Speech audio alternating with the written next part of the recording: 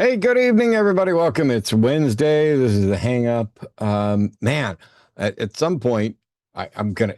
So I know you guys just got to hear that awesome, I don't know, dad rock guitar thing or whatever else. There's some weirdness that happens in the audio on my end. The volume goes way loud, way quiet, way loud, at different times. And I know it's not affecting you guys, but it freaks me out every time. And it's because, oh, hey, oh, wait, somebody saying they were hearing the volume spikes. You were hearing the volume fluctuating. That was awesome. I thought it was just me. I was like, what's going on? Well, welcome to the show. I'm Matt Dillahunty. You're watching The Line.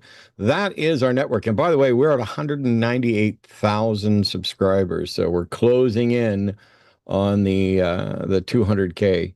So if you haven't subscribed, you might consider subscribing. Things are a bit of a mess and kind of sluggish getting started today. But this is a call-in show like all the other shows here on the Line Network, 720-619-2288. And in particular, I'll get to my guest here in a moment, but I'd like to hear from apologists and, not necessarily, maybe not even to offer an apologetic defense of, their religious beliefs, but to give what they think the current state of apologetics are, or the current state is, I suppose, is grammatically correct. Because I have my own thoughts about this as somebody who's been, I've been in the call-in space for 20 some odd years, and I've been in the in-person, organized, structured, everybody shows up and attends debate for that long as well. And then there's the online debates. All of those things are different. The formal structured debates that have a format where you're there in person, they come in a number of different varieties. There are some that take place in churches and some that take place in universities, and they have varying degrees of seriousness and scholarship in those kind of structured debates. Then there are the in-person debates, which are basically they're the online WWE style, let's trash talk, and the whole purpose is to generate clicks in an online sense. I don't think they're actually accomplishing much to move the conversation forward. And I'm as responsible for the popularity of those as anybody I would complain about. But I did stop engaging in those sorts of things where you just, you grab anybody from anywhere who's got a YouTube channel and they think they've got something important to say. And you end up spinning your wheels in circles or, just yelling or defending something terrible. I don't see what the value is. I mean, it's one thing to say, okay, do we have good reason to believe there's a God? Do we have good reason to believe that there's a God interacting with us in some detectable way? Is there a good reason to think there's an afterlife, something to aspire towards? Do we seek the best afterlife, avoid the worst afterlife, or do we have actual evidence that directs us? Those types of conversations are, I think, valuable. What I've seen, and in both the online structured and in-person debates, is, hey, let's say the thing that's the most shocking. Let's say the thing that's going to get us views. You want to get a Muslim in to defend 4-year-olds being permitted by Allah to marry because of and engage in adult activities because of precocious puberty. Sure, we'll do that debate and pretend like we're actually, doing something significant rather than just propping up the least moral, the least intelligent, the least respectable positions. Oh, you think the earth is flat? Well, that's all the rage right now. Let's get some flat earthers in here and you can talk about, whatever mathematics you think you've got to get there. It's not stuck merely in the realm of religion. You can debate almost anything. And if you find the thing that is going to get you clicks and attention, or the format that's going to get you clicks and attention, like there's a handful of formats that have gained popularity. Oh, it's one person versus 20 or 40 or 50 or 9,000 or whatever else.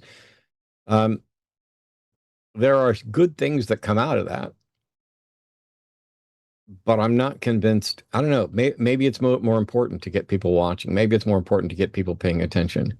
Maybe despite the fact that people are going to watch their side and leave thinking their side won no matter what. Um, Maybe it's enough that there are some people who are going to watch this and actually think. I don't know, but I do know that I don't care to do, like, I'll do the call-in shows. Call-in shows aren't debates. And the people calling in, it's a coin toss. I mean, you might get somebody who's incredibly knowledgeable and can have a good conversation. You might get someone who's calling in to basically do a baba booey, and you might get anything in between. And it's a difficult position to be in, to say, oh, okay, let me see, out of the 6 callers that we've got on hold, which of these is likely to move the needle on a conversation about the existence of God or a foundation for morality or an afterlife or any number of things like that. And if we can, if we can sort it out, we can get some. And I'm optimistic that maybe tonight we'll actually get some.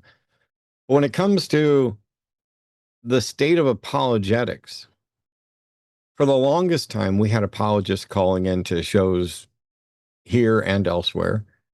And they would engage, I don't know, seriously, but we've leveled the access playing ground a little bit to where there's, I don't know, at a rough guess, 9 million, I think, TikTok, Facebook, and YouTube creatures pretending that they're engaging in some sort of discord, pretending that they're presenting evidence.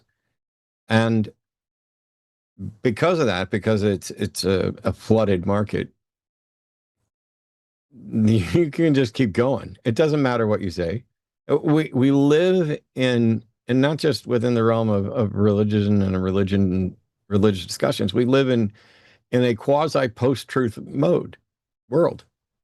You know, it doesn't matter what Trump has said or what he's done or how much he's lied or how ridiculous he is or how much gas prices are going up or how much food prices are going up or how many foreign wars there are or how many lies are told or how many Epstein files still haven't been released or how many convictions and felonies he's got or how many times he's going to the hospital or how many times he takes a cognitive test and just gets an absolutely glowing review that's basically a have you recovered from being hit over the head with an anvil type of test.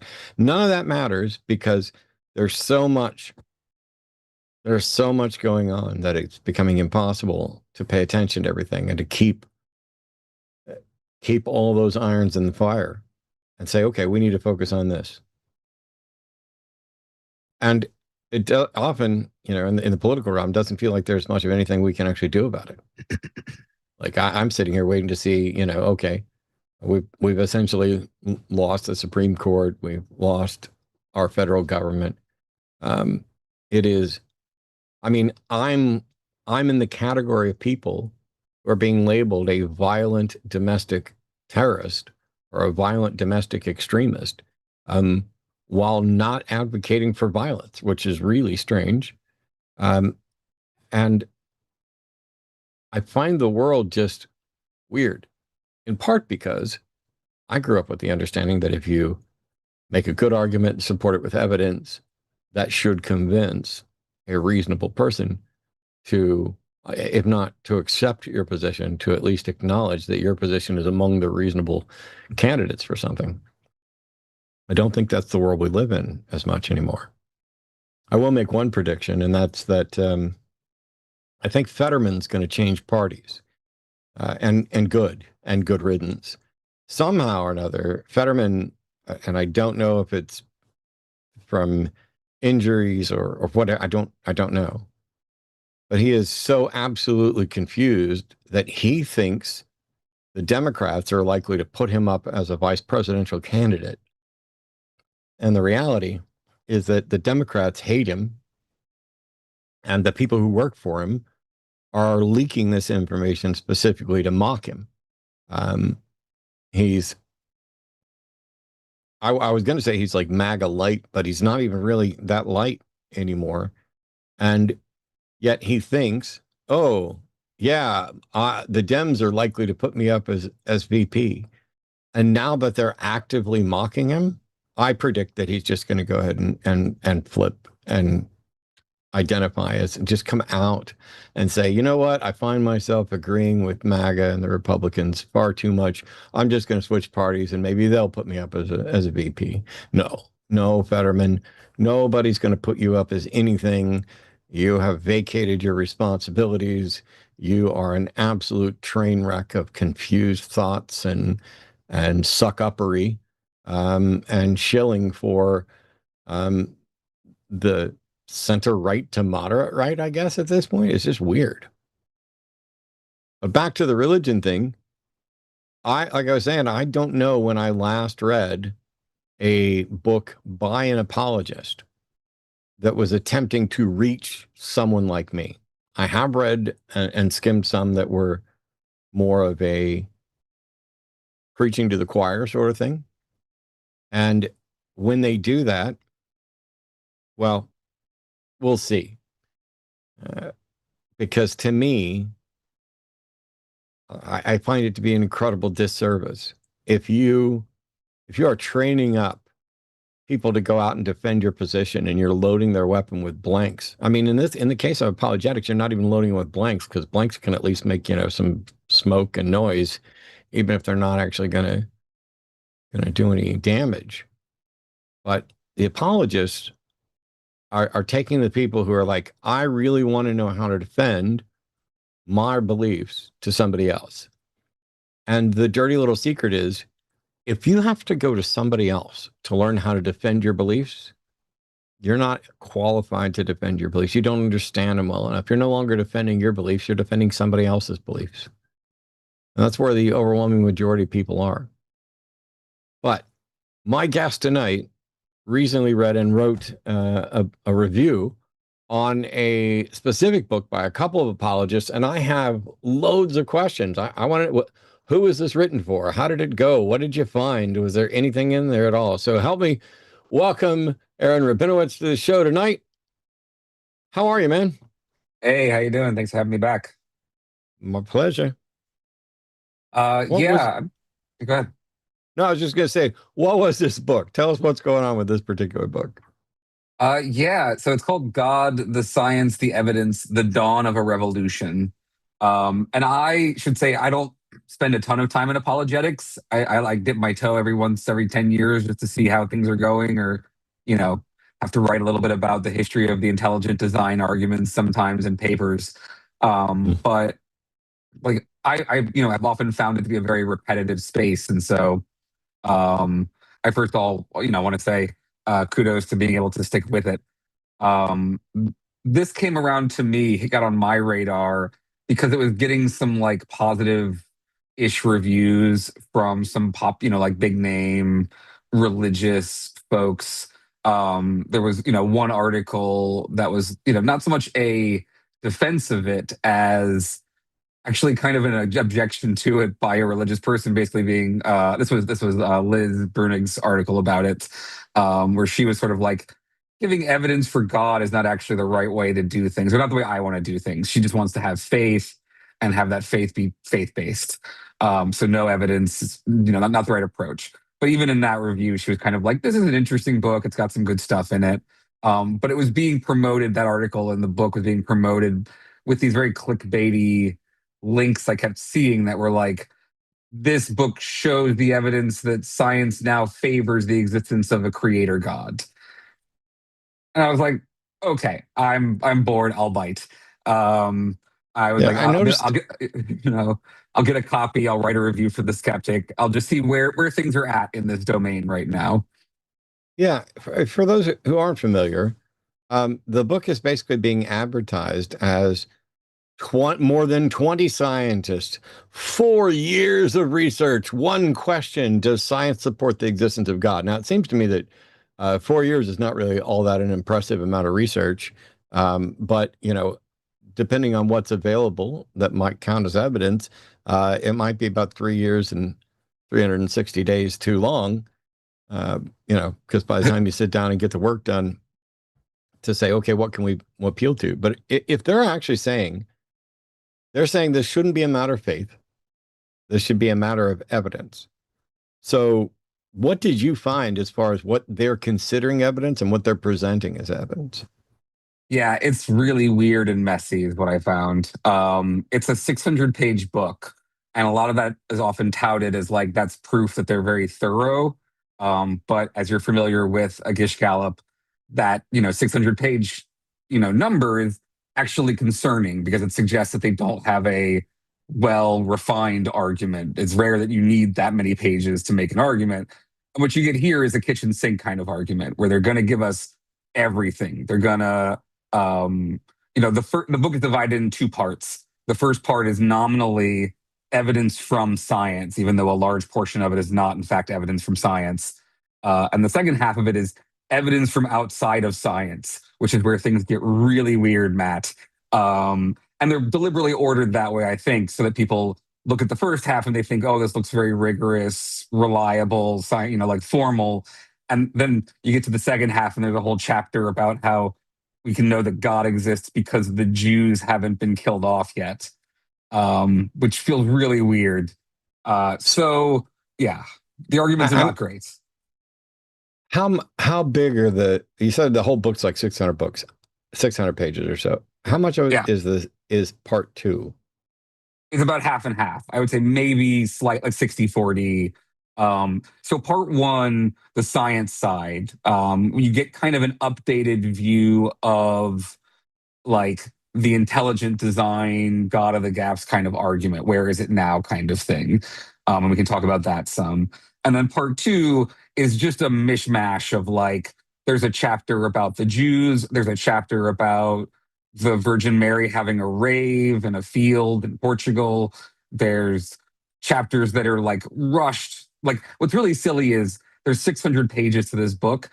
How many of those do you think are given to like the argument from like the problem of evil, like addressing the problem of evil objection? Oh, maybe 3 pages. It's 5 paragraphs. Wow. So, in terms of do they take their 600 pages and use them properly?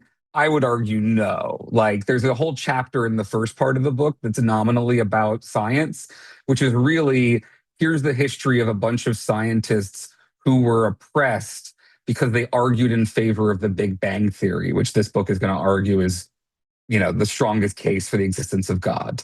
I could almost see somebody Mhm. making a TikTok where they take that 600-page book Mhm. and they hold it up and they show the cover and they're like, right here it says God, the science, the evidence, and then just open the book in half and rip out the second half, because if part one is the scientific evidence Right. and part two is evidence from outside of science, then part two is irrelevant to their whole case to begin with. And it would make the book much better in the sense of it would. So there are a couple of major problems with the book because of its structure. One is it's a moving target.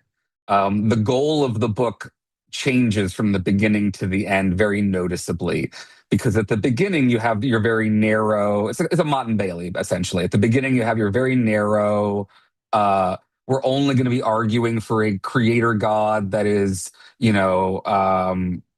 atemporal and omnipotent and has a purpose for things, but isn't anything more complex than that, or any no specific religion, very non-denominational vibe. Because science can only say, look, there's probably a creator God. It's the way they want to lay it out at the beginning, and then over the course of it, they just start to add in more pieces, like it's a benevolent God and it's a Abrahamic God. And then they get to the chapter where it's about, the Virgin Mary. And you're like, oh, it's a Catholic God. So the second half of the book really argues for a different God than the first half of the book. It also does so with some really terrible arguments that, like, if you just had the first half, there would be a lot less to object to. The book is still not good, but it would be less bad. So I've tried over the years. All I really want, we've not heard really a new argument or a new evidence, and that's not all that surprising. Um, Hmm. we do hear like respins on things, or here's why we think this may have been misunderstood. And so when you look at, like, for example, objections to the existence of God, I think the biggest, most popular ones, or my favorite ones, are ones like the arguments from divine hiddenness or from inconsistent revelation. Those seem to be the biggest. I'm not as much of a fan of the problem of evil, but I understand that that line of argument has managed to impact probably the most people. I have a real difficult time, some people would say, thinking that there's an all good God while, infants are dying of bone cancer. That sort of thing seems to not line up. And I grew up in a sort of Southern Baptist evangelical, God's taking care of everything. He's got his reason. And yes, from our perspective, this seems bad, but that's because we don't have a sufficient understanding of this. And so we just need to, trust God. And then God is by definition good. So even if it seems bad, it must be good. It is a lot of, emotional and intellectual manipulation to get you to hand wave away those Hmm. problems. And it was successful in my case, because I think there is an internally consistent rebuttal, which is, this isn't the way God would have preferred things. This is the way humans preferred things, and God's allowing it. And Yep. I think there are objections to that, but you can do this kind of treadmill.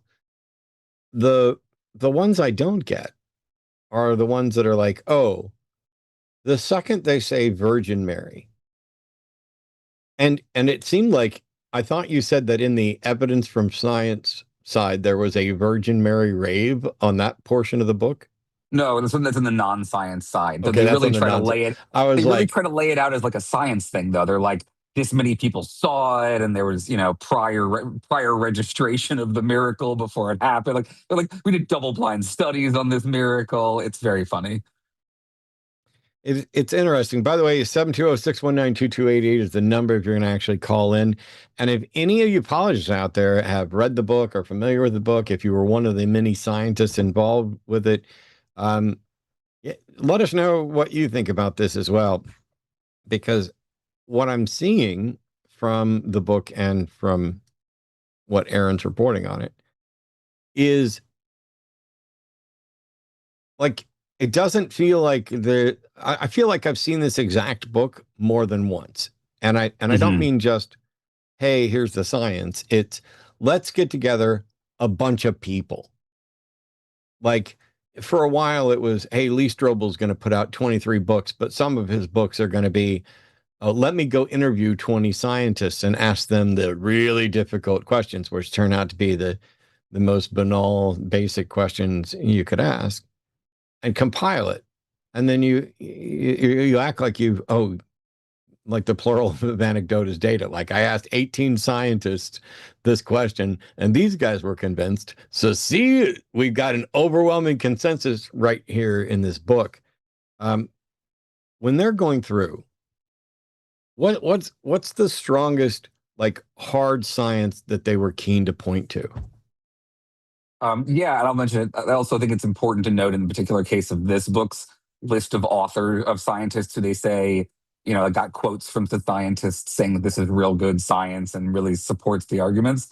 One of them and I mentioned it in the article. One of them explicitly, oh yeah, Robert Wilson, uh, has since explained that he was only shown the first half of the book, which I think should still be sufficiently damning. But he only gave a comment on the first half, and having seen the second half of the book, he said he should have refused to endorse it. So I think that's a useful data point for how reliable a lot of the stuff in the book is. Speaking of evidence, the biggest argument that they're leaning on is your argument from fine tuning. So they do like a false dichotomy thing where they're going to say either you're a materialist or you believe in a creator God, and then they're going to make the case that materialism doesn't work in various ways and the creator God does, and there's a more plausible explanation. And the giant statistical gaps that they're going to try to push the argument through is going to be the fine tuning of the cosmological constants, and then to a far lesser degree, the problem of the emergence of life from non living things on the planet. So they're not doing so much the uh, irreducible complexity argument, like eyeball stuff that they used to do back at the beginning of intelligent design. Now it's a lot of math. One big problem with the book is in that 600 pages, less, like 300 pages or less actually are relevant to the topic. So there's whole chapters about the beginning of the cosmos. And, their argument is just, look, there was a singularity. That singularity was timeless and causally complicated or weird. And the only way that could have come into existence was something that was non-causal, non-temporal, etc. Therefore, God. But they're going to spend 100 pages or 50 pages laying out at 5 minutes into the universe, the atoms are doing this nonsense, which is interesting if you're interested in early universe cosmology. You could get it from a better source, but it's totally irrelevant to the argument, right? It doesn't matter what happens after the Big Bang. All you're saying is you want to just do the cosmological argument. There's a beginning, therefore there has to be some sort of prior cause, therefore God, and it's just dressed up with a ton of numbers, that really don't matter. Yeah, I mean, I'm not remotely. I think maybe Hitchens was pointing out that clergy have no demonstrated expertise in anything real, and that people with doctoral degrees in theology, they're not experts on God. They're experts on the stories people have made about God. They're far closer to what an expert on Spider-Man would be. And yet because they're portraying it as if the ultimate subject of their studied discipline, they play it as if it's real, even though they don't have the justification for it. It looks more credible. Frankly, I'd rather listen to somebody talk about, Spider-Man and the Spider-Verse than, let's speculate about God for the billionth time. But at least we can identify what the expertise is in.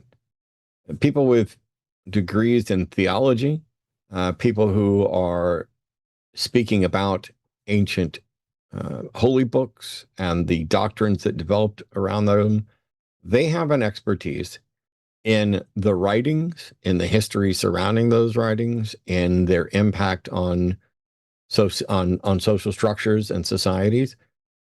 They don't have any demonstrated expertise on any God, any being, or anything supernatural.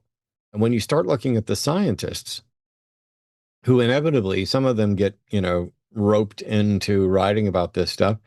I mean, there are scientists who believe in a God. There are scientists who don't. And if you get the ones who don't, who are just looking at their discipline, who are not used to engaging in, back and forth debates about these things and don't know the potential dishonest tactics of the apologists, then you can ask them, what are the odds of this occurring, without some kind of intelligent guidance? And they will give you the honest answer. And if you frame the questions that you ask as your follow-up questions, you can probably get them to acknowledge that this seems incredibly extraordinary and outlandish and so unlikely. And of course, it would be more likely if there was a being that actually intended to do this. If you talk to me, I would have to say the same thing despite not having the expertise, which is, if you posit the existence of a magical being that can create a universe, what you're going to see is going to automatically be more likely on the existence of that being than, on natural processes that are going to be, outlandish. The thing is, the scientists, in much the same way that the theologians have no demonstrated expertise in a real God, just in the subjects around it, The scientists don't even have an expertise in the subjects around it where they're drawing inferences. You might be the best statistical analysis, and you might know the best, you might know Big Bang cosmology and origins of the universe better than anybody else, but you might have zero ability to take those facts and extrapolate towards, does this more likely point to a God or not? Because when we talk about evidence for something, we're not just talking about facts consistent with something. We're not just saying, would this be more likely under, magic? Hey, if I could snap my fingers and make the universe disappear, it would be 100% likely that I could make the universe disappear. And when you ask the Mhm. scientists that, if they don't have any expertise in drawing these inferences, they're just sitting there being honest, and it's a spin put on by the apologists. So when we're talking about like fine tuning, I'm assuming that the the evidence that they're pointing to is an argument from the unlikelihood of things occurring naturally. Mhm. Yeah, and they do a couple of different. They bring in all those sort of classic moves to try to make that more likely, less likely argument seem plausible. So they do this one interesting thing, I guess, where they're going to try to argue that the hypothesis that God exists is a more testable scientific hypothesis than the multiverse theory. To try to argue, yeah, right. Okay, I got you with Really? a new one. I got a new one on you. Finally, I was wondering if I could ever I'm just say anything wondering, you hadn't heard before. that X is more probable than the multiverse theory. I don't Uh, find particularly impressive if I don't find the multiverse theory particularly so probable. the move they're making is, you're trying to say like how unlikely is our universe, right? Someone who knows statistics is going to ask, well, you have to know what the denominator is, right? So you have a hidden denominator problem, right? If there's an infinite number of universes in that denominator, then a numerator of one is not actually that impressive, no matter how unlikely it is. So what they have to do is argue that the multiverse theory, what they decide to do is argue that the multiverse theory is untestable in a way that the argument from God's existence is not untestable. The argument for God is not untestable. Oh, So they're going to lay out, like, to do that they do some very silly moves now. Like I've reached the end of the interesting rope on this, because what comes next is they lay out testable hypotheses that would be commensurate with the existence of a creator God, such as the universe having us in it and us, like seeming to have advanced capacities.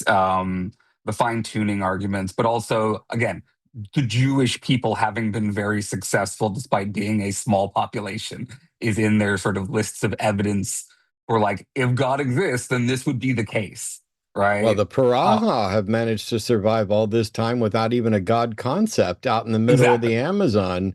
So are they then proof for a God that they don't understand and don't believe in, or are they the Yep. defeater for the popularity of the Jewish people? I would much prefer that they used them, because an argument that begins with, hey, isn't it weird how successful the Jews are and globally powerful they are, is not an argument that I want anyone to be making for any reason. It's Um, really problematic. it's really It bad. It's really weird. It's creepy. it Uh, feels a lot like, wow, how do I phrase this best? It feels a lot like isn't it, isn't he so well spoken? Like yeah. it's the lowered expectations of, we would have expected, these people to have a different existence. Yeah. And a lot of this book really is very preaching to the choir in terms of, like, the chapter about all of the scientists getting murdered for believing in the Big Bang by materialists. The reason they say that it is justified as including that as evidence is because we all know that those materialists understood that these arguments are evidence for God, and they're right about that, and that's why they were killing off these people. And doesn't that suggest to you that you can't really trust materialists to actually engage with these arguments fairly, given their history of murdering people for these arguments? So it's a lot of like nudge, nudge, wink, wink kind of arguments at the end of each When, chapter. I'm wondering when there were people murdered for Big Bang cosmology.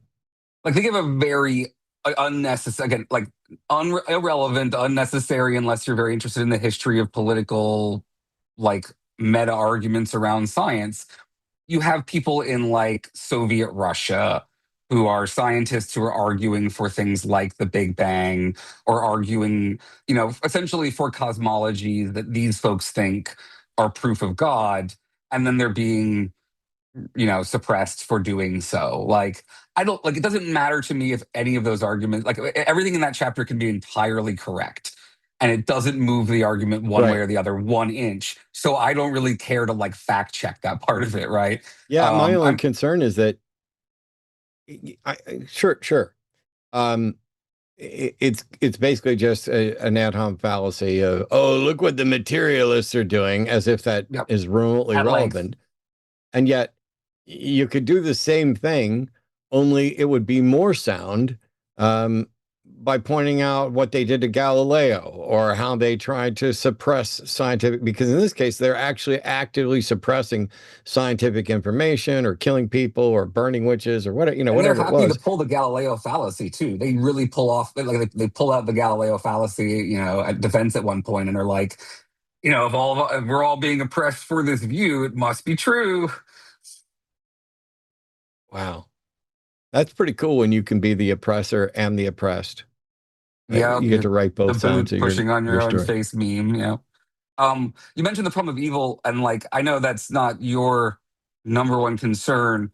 I think it's interesting for a couple of reasons that it's in there at all.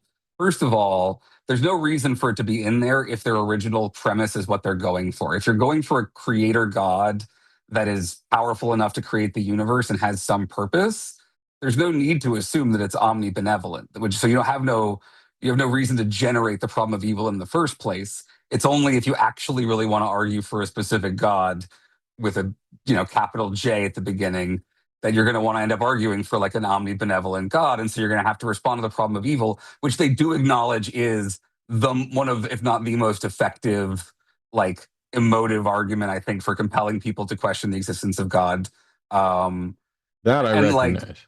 yeah, and like I think one that deserves a lot more consideration if you're going to spend 600 pages on the subject. It's worth like their argument is the same boilerplate response that you were just mentioning, which is free will plus unknowability. Essentially, like they Yeah, basically say, a humans have free will, so everything's our fault, and also we don't. If there's any problem with our understanding of God, the problem is on our side and not on God's side. So just figure your shit out. you mentioned something, if I heard you correctly a little bit ago, that when they were comparing some God models to the multiverse, one of the things is that there was the issue that it was more probable, which, okay, I don't, I always go back to the Blackadder thing about, so something you've never seen is slightly less blue than something else you've never seen. And so when Right. they're saying, oh, this is more probable, but I thought I heard you say that they also say it's more testable. And for me, testability, I mean, for a given proposition, it's either testable or it's not. I can understand how a package of things could be more testable in that this package includes more individual testable things. What did they include that was testable about the God proposition?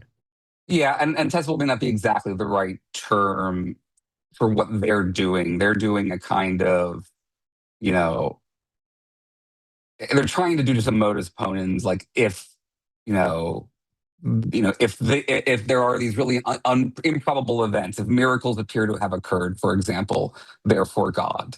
Miracles have occurred, therefore God.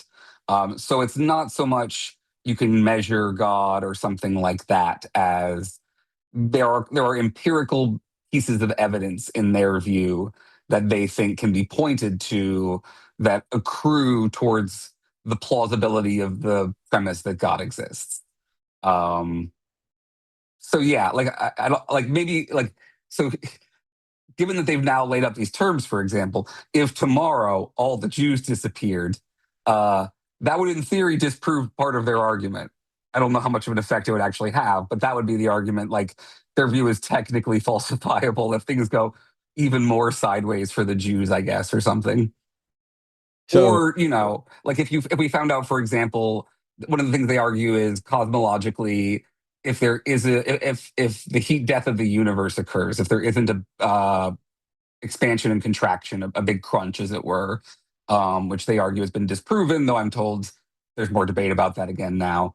Then that would be another piece of evidence for God, and therefore, if you found out that that the endless expansion view was wrong, that would be another piece of evidence against God. there's we got some callers lining up, and I'll move over and get some callers here in just a minute. Yeah, but Mhm. this argument that you're talking about with regard to miracles, it's essentially, it appears as you're representing it, which might not be fully accurate, but it appears that it's, if miracles occurred, then God did it. Miracles occurred, therefore God did it. And even if you were to change that to, if miracles occurred, there's an incredibly strong likelihood that God did it. Miracles occurred, therefore there's an, no matter, it doesn't change anything. I think, Mhm. though, their entire argument is going to fall apart when you actually define what you mean by miracles. Because if something for which we do not have a naturalistic explanation occurred, then how do you determine whether it's probably God, probably something unknown, probably blah, blah, blah? When you're making a Mhm. list of candidate explanations, they've skipped all the other candidates and just declared God is the probable candidate, best candidate. Yeah, they don't even address Hume's counterargument to miracles, which I think is a pretty definitive objection. They also spend a chapter, I would argue, pretty heavily misrepresenting the anthropic principle. So, your other argument that often comes up in response to fine tuning, as you're aware, besides things like the multiverse, is uh, essentially the argument goes like this. Yes, from one perspective, the odds of our universe existing are incredibly low or incredibly high, like unlikely. But from the internal perspective of an individual observing our universe who exists in a universe that allows them to exist, the odds of that universe existing are exactly one. They're Yep. 100%, right? Probability of one. Probability of one, which is, I think, a really useful idea for people who are being challenged on atheism or something, who are being challenged with these arguments from the unlikelihood from cosmological arguments. Like the answer is just, if it wasn't that way, we would not be here. Why it's that way, I don't know. Causality is really weird when you include non-temporal singularities, and none of us understand it, and the laws break down. So what they're doing is, one answering one mystery with another mystery, right? Like the laws of physics don't make sense in a singularity. Therefore, we're just going to go ahead and posit something else that doesn't make sense in the causal universe as an explanation for the existence of the thing that precedes the causal universe. But they misrepresent the anthropic principle by drawing on a couple of authors who use it essentially as an intelligent design argument. So they take the implication of the universe must be the kind of universe that allows for us to be more teleological and less just a observer assume an observation bias, right? They want to say uh, this universe had to have us in it, and therefore it must have either been caused by a creator or our existence must somehow be necessary to the universe. They go through a couple of different options, sort of to wave them away before they obviously pick It'd their be nice favorite. to think that my existence is necessary, but I don't. So hey, we got a bunch of callers that are Yes, queuing up now. We're going to get to all that. As a reminder, we're going to read all the super chats over $10 at the end of the show, but we're here to take your calls, 720-619-2288. You can also go down below here to link to call in studio if you need to try to connect that way. You can. I'm here to take questions. Aaron's here to take questions.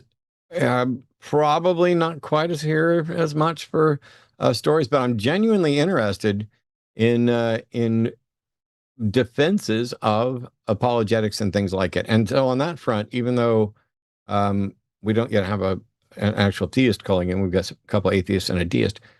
Our deist friend here has something that I'm confused about and would like to understand better. So Brian is a deist from Missouri, pronouns are he, him. And Brian says he doesn't believe in the Christian God, but he does believe Christian values are integral to a functioning society. Hey, Brian, how are you? Oh, just lovely. How are you, gentlemen? Not too bad. I'll uh I'll make you a deal. Okay. I won't ask you about deism at all. Okay. As today. You can call it another time and do it. But I desperately want to know, what do you think are Christian values and which ones are essential and why? I recently read Tom Holland's book, Dominion: How the Christian Revolution Changed the World. In that book, he makes the argument that in our developed Western society, we are the fish and Christianity is the water. I'm sure you're familiar with the comic. One fish says to the other fish, "Does the water feel different today?" Other fish says, "What's water?" All of the values that secular humanists have and judge Christians by are inherently Christian. Well, that's bullshit. Prior to the Christian Revolution, there were no human rights. There was no value of the individual. Can you not hear me, Brian? Sorry. I heard you say that was bullshit, and I was elaborating on my stance. Okay. Are you going to allow me to finish? Christianity is founded on what?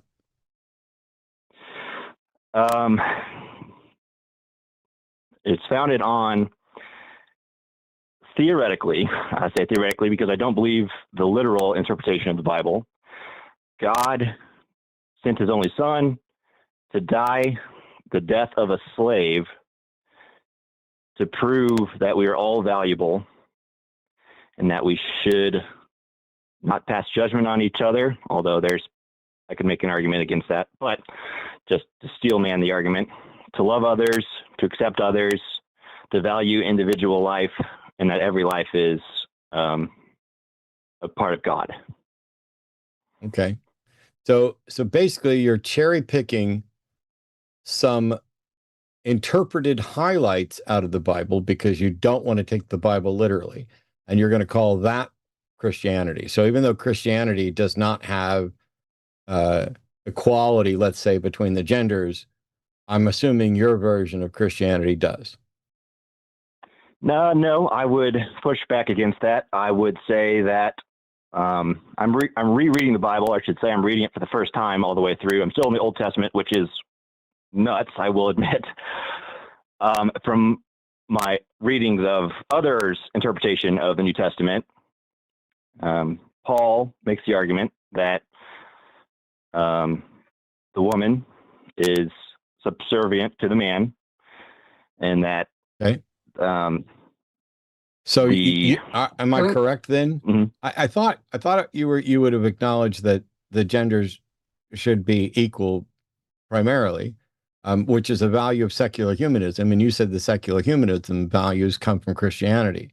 So are you saying that equality between the genders does not come from Christianity? I think the values of secular humanism have taken the values of Christianity. I'm sorry, I don't know what question you think I asked you. I'm elaborating on the answer. So I don't need to elaborate on the answer. I just need to answer the question. Well, I'm trying. I'm trying to figure out.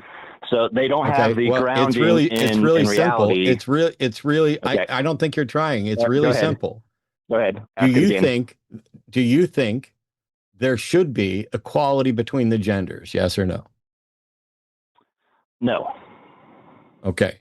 So now I understand where you're coming from, because I presumed that. Do you think that secular humanism advocates for equality between genders? Yes. And okay. If I can hang on. This is real easy. So you don't think there should be equality between the genders? You don't think that Christianity advocates for in a marriage? I'm sorry, I didn't say a fucking word about marriage. Well, that's what I'm talking about. Well, then you're not talking about this. Are you going to talk about the same subject I'm talking about, or are you just going to change subjects in midstream and pretend like we're talking about something else? Should there be gender equality according to Christianity? Yes or no? It's complicated. Yes and Okay, no. no, it's not. Here, Can I Yes ask let's and make no. it easy. Let's make it easy. Should there be equality between the genders or among the genders from a secular humanist standpoint? Yes. Okay. How can you declare that secular humanist values are all borrowed from Christianity and give an easy yes to something that you're opposed to when it's in secular humanism, but then say it's complicated for Christianity? Okay. Can I answer without you getting I angry? listen, I literally just asked you an No. open-ended question and And you get stop angry when I talking. try to answer it. I got you. No. I'm getting angry because you're being a pretentious, obnoxious prick. I asked Matt, you a can I ask a question. different line of questioning? I'm just curious. Hang on, I've got to mute it. I need to get back to Oh, this because this guy is deciding to do the you won't let me talk. Every time I try to answer you, you shut me down. You're being he ran away. Yeah, here's the reality. It would have been really nice to be able to ask you some questions, but you ran away because I'm asking specific questions to get to the truth of the bullshit that you spewed. When you say every principle of secular humanism comes from Christianity. All right, well, I can start rattling them off and show that they're not consistent with the Bible. But you tried to pull an end around on that at the beginning by saying, "Hey, I don't take the Bible literally." So you think there shouldn't be equivalence between the genders in a marriage. I'm going to also assume, because I get to assume that now because you ran away, that you're also a bigot who's opposed to there being marriage between the same genders. And I really can't. I'm sorry that you ran away because I was absolutely going to make you look like the bigot that we all know you are. Because anybody who calls in here is a deist who thinks that I'm going to defend Christianity's view where there should not be equality between the genders, or at least not in a marriage, whatever the hell. What kind of, I really wish you were still here. What kind of bizarre world are you in where you're fine with equality outside of a marriage, but not in a marriage? That you would think the place where you would be most respectful and caring and considerate of the person. Like, I don't give the slightest fuck about you, but if we were married, I would. I don't know. I'm sorry, Aaron. He ran that's away. okay. I was trying to get him on track for you, but what were you going to ask? Well, I mean, I do think the first question for me is, what about all of the other sources of secular humanist values that aren't religious and that aren't Christian in nature, Buddhism and such? But the other thing I think there's worth pointing out here, at least to diagnose these kind of arguments, is that this is part of I've argued this is part of the larger immoral non-believer argument. So there's different versions of the argument that atheists can't be ethical. There's the grossest sort of behavioral version where it's just they're vicious, they act viciously, they're bad people, they can't hold to a set of morals, etc. But these days, people don't really make that one as much. They make these more covert arguments like, morality requires the existence of God, or objective morality requires the existence of God, the kind of meta ethical arguments that folks like Craig make, where they don't explicitly say, and therefore you can't trust non believers as much, but it's implicit because they're going to argue, look, if a non believer says they're going to act ethically, then at best they're irrational because they don't understand the basis for their moral judgments. And so, you don't really want to trust an irrational person.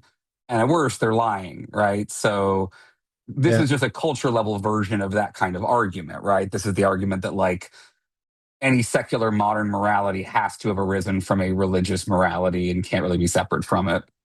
But Brian's is worse than that, though, because so Brian's a deist who doesn't accept the truth of Christianity, doesn't think that the Christian God is real, but he really is fond of particular Christian principles. And what he's done is he's bought into some newer propaganda respinning of, oh, Christianity fundamentally changed the world. That's true. and it fundamentally made the world better. No, I reject that portion. What it did was it allowed for order by imposing control. It allowed And for a lot of colonialism. yeah, it certainly benefited the colonizers, and it benefited a lot of men, and it benefited a lot of wealthy individuals, because for them, right up to King James, for example, it is useful to manipulate these religions for your own goals and your own ends.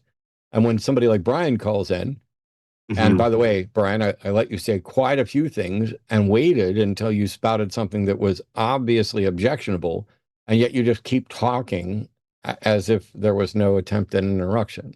When you say that all the principles of secular humanism come from Christianity, you're lying, or you're very confused. But the statement you made is simply not true. When you go back and you read all three of the secular humanist manifestos, not only do they contain things that are wholly inconsistent with Christianity, in many cases, the body of work surrounding those documents includes where those thoughts were pulled from. And at no point, see, there's this kind of Christianity of convenience. Right. I mean, I would argue these got it backwards. Like, Christianity better comports with conservatism by nature, because religious beliefs by nature comport with conservatism, because the cosmic justice illusion is an illusion that reinforces the status quo. It is an illusion that, like, the reason it is good for colonialism, right? The reason it is good for oppression on average, even though you have things like liberation theology, is that it is part of a cluster of illusions that allows people to think that current injustice is fair, it is deserved, or it's corrected for on a cosmic scale. Either of those things undercuts the motivation to actually make things better. So, the secular humanist worldview is pretty directly at odds with a lot of the cosmic justice beliefs. Yeah, the kind of, it's not so much, I guess the right word wasn't going to be cafeteria Christianity, but there's, here, let me do this. Hi, I'm now pretending to be the old me, the Matt Dillahunty who walked down the aisle at the age of 5 and accepted Jesus into his heart, who was actively working and in church on a regular basis, and whose understanding of Christianity was this: it's not about the legalism, it's not about the Pharisees, it's not about the rules. The rules exist, the prohibitions exist to convict you, to show you you are never, ever, ever going to be good enough. It's impossible for you to be good enough. You are a reprobate. God has given you over to a reprobate mind. You are suffering in your sin and iniquity, because sin and death was brought into the world by one man. And God has provided a way, by coming down and taking human form, sacrificing himself to himself, to offer salvation despite the fact that you don't deserve it. And it's nothing you can attain by yourself. Even the sinner's prayer that, we used to advocate for and all that, that's still not an act of your volition. God saves who he will. God either grants you, as a matter of his grace, the faith to understand, accept, repent, and follow, or he doesn't. And that's why there's many people, according to the Bible, who will say, Lord, Lord, and God will say, depart from me, for I never knew you. When you get a deist who doesn't know what Christianity is, they're going to fall prey to this new age. Hey, here's what Christianity really is. It is about these particular rules. It is about these things here.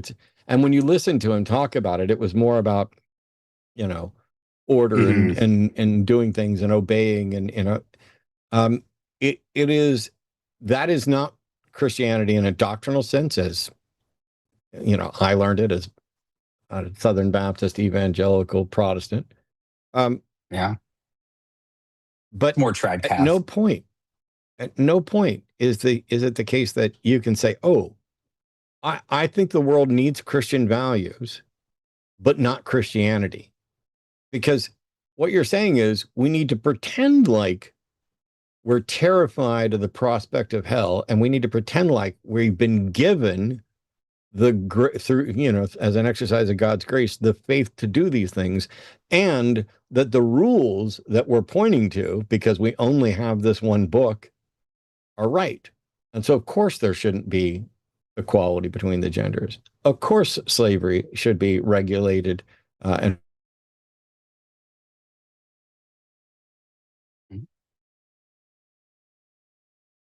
talking and then ran away.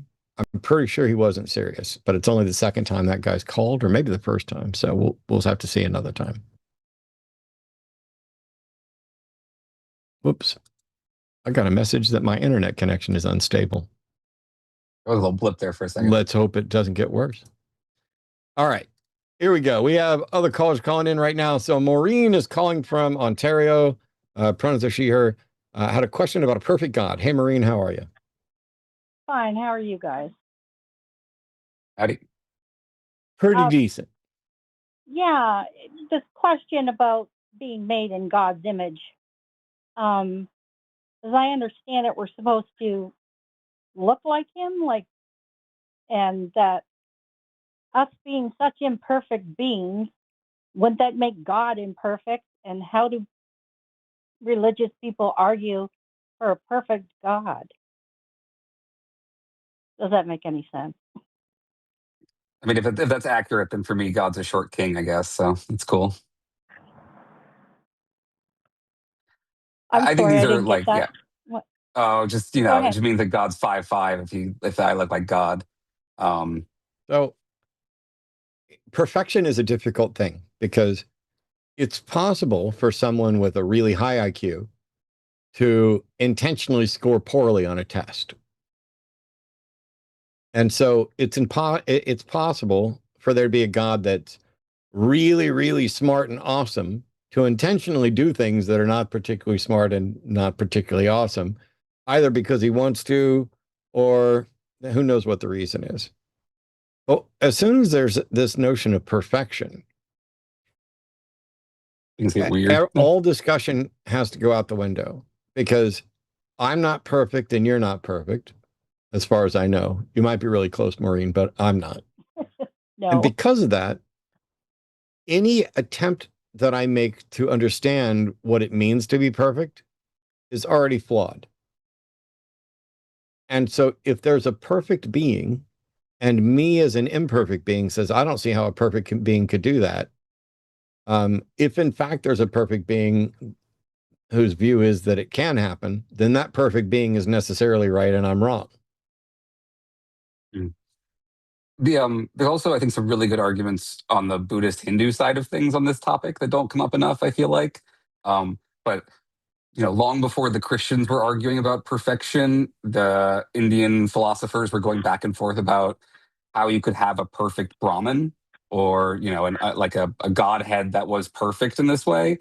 And the Buddhists make some really good arguments that, for example, if God is perfect, it shouldn't be able to interact with our world because a perfect being interacting with an imperfect thing is necessarily going to corrupt the perfect thing. So it wouldn't interact with us in any way. Not only that, it's perfectly incorruptible. But they also make the argument that a perfect being can't act at all. Because if it's already perfect, any action would be a movement away from perfection. So a perfect being, this is where I think what you see is Christianity's, theological roots are actually not Christian. They're Platonist. They're of a Greek persuasion, and the God of Christianity is a kind of weird corruption of Plato's forms.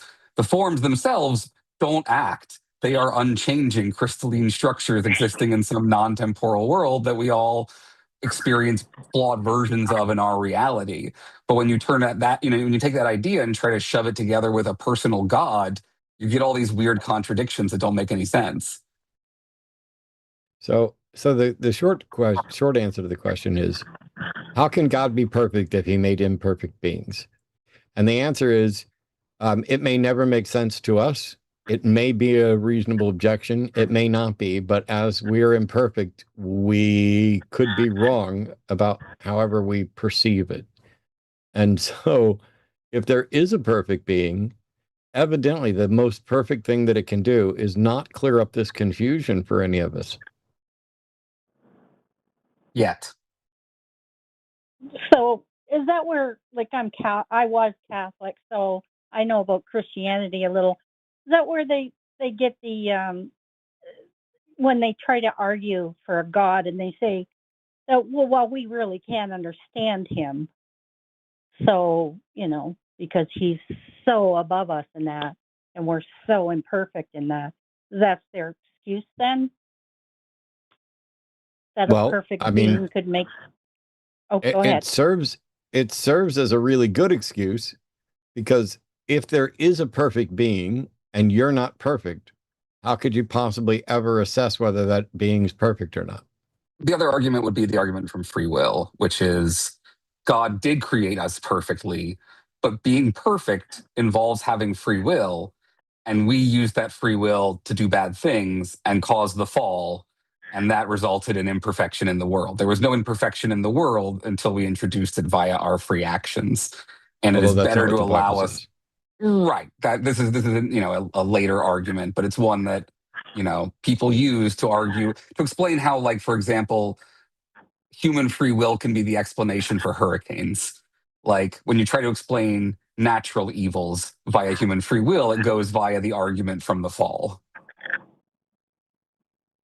You're responsible for the weather, Maureen. Please stop it. Yes. I'm sorry. We get hurricanes because people touch themselves. Well, it's pretty there good are people weather dying here, from floods, and it's all because you touched yourself once. The symbolism. Is that what happened? Oh, well, I'm sorry for that. I apologize. That's all right. It's got to happen sometime. Anyway, thanks a lot for the call, Maureen. I appreciate it. Take care. Okay, thank you. Bye. We've got a couple other callers, and one of them's a theist. So I'm going to kind of jump toward the theist call. I do want to say this, and that is, hey, if you're a theist, yeah, there's a little bit of a delay. But by and large, all we're trying to do is get to understand. If you're calling in to preach and you think you're going to get mad because we interrupted, we stopped your gish gallop in order to seek some clarity, sorry, we're not here to be preached to. But if you want to actually make your case and have present arguments, cool. That I'm interested in, and that I do regularly. We had some really great conversations just in the last week. But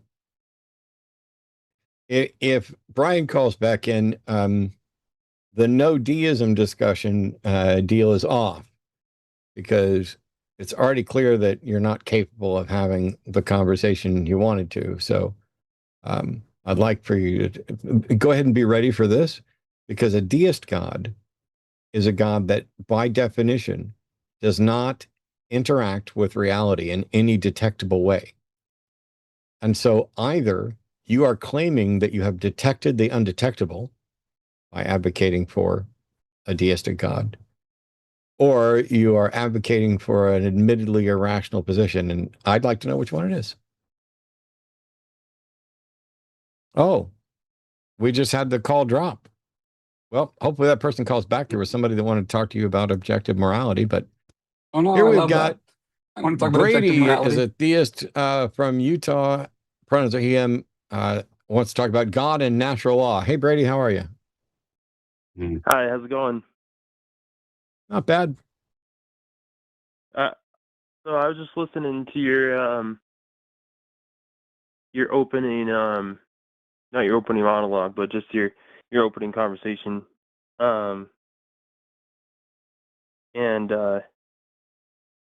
just about God as being the creator, and whether he created physics, right?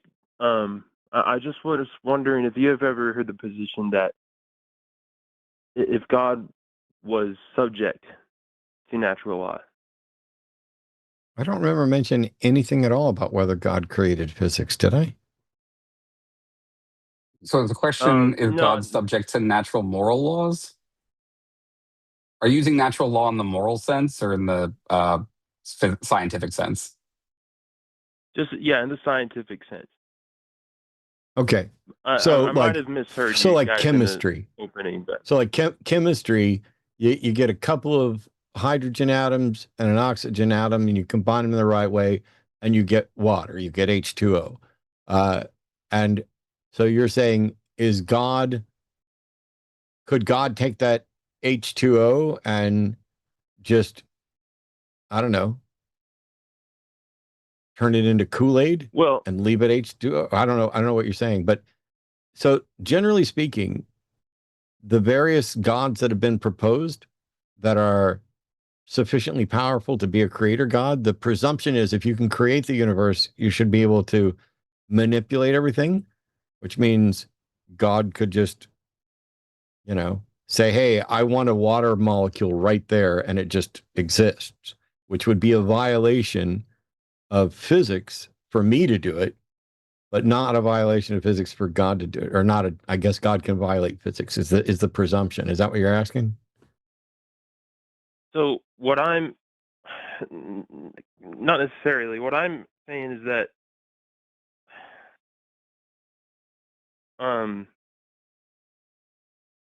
there's a position that exists that God does not even control that he doesn't even control those laws of physics and of chemistry. Okay. What God do you believe in? So what I wanted to know, if you've ever I don't heard see- that perspective before. I've heard almost everything in the 20 some odd years I've done this. I don't believe in a God. And so if you believe in a God, all you got to do is tell me what God you believe in and why. If you believe in a God that can't, doesn't have any exceptional powers of manipulating physics, okay. All I need to know is what can this God do, and how do you know? It starts to become weird to have a god if it doesn't do miracles or in some way act differently than everything else in the universe. Right.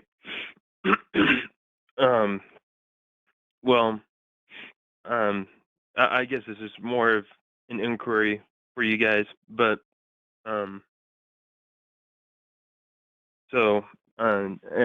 and I was just more curious to know if you had heard that perspective. But if you've heard it before, I was just wanted to know what your I guess example that comes to mind is Deep Space Nine. In your critique. And do you guys know Deep Space Nine? I do. Yeah, so in Deep Space Nine, the atemporal, godlike prophets that live in the wormhole are essentially naturalist gods. They're, they seem to follow some degree of the natural laws. They're just atemporal and see time, all time as one kind of thing.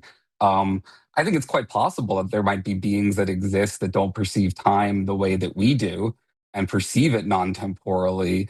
And maybe even they have weird causal abilities or, multi-directional causal influence or something like that. I don't know why I would want to call them God and not just another species, though. Right.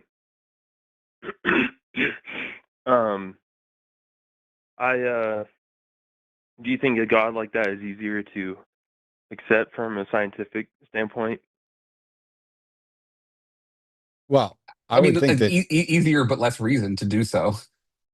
Yeah, it's like right. So, for example, I can't run very fast at all. My dog can run really fast. Cheetahs can run really fast. I can imagine that the Flash.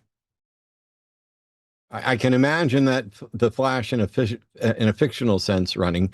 I have difficulty imagining that the Flash, as he's portrayed in the comics, could ever actually exist. Like speeding up to the point of the Speed Force and turning back time, or traveling through time, or breaking realities. I have difficulty thinking that. But let's just go with like really, really, really like travel around the world in a second.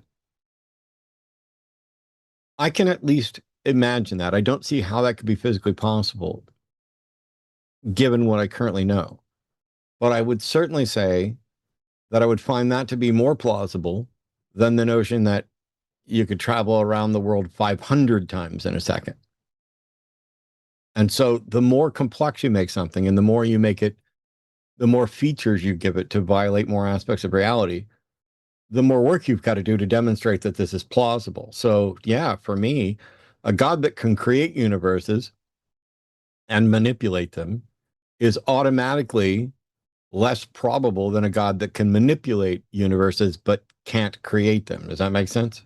Yeah, if I can tie this back to the book, actually, amongst the cheap moves that I think the book makes is it does your usual Occam's razor argument done badly, where this again where it's comparing the existence of a god to the multiverse, and it says, look, and positing the existence of a million billion infinite universes is way more implausible or complex than one single creator god with a purpose.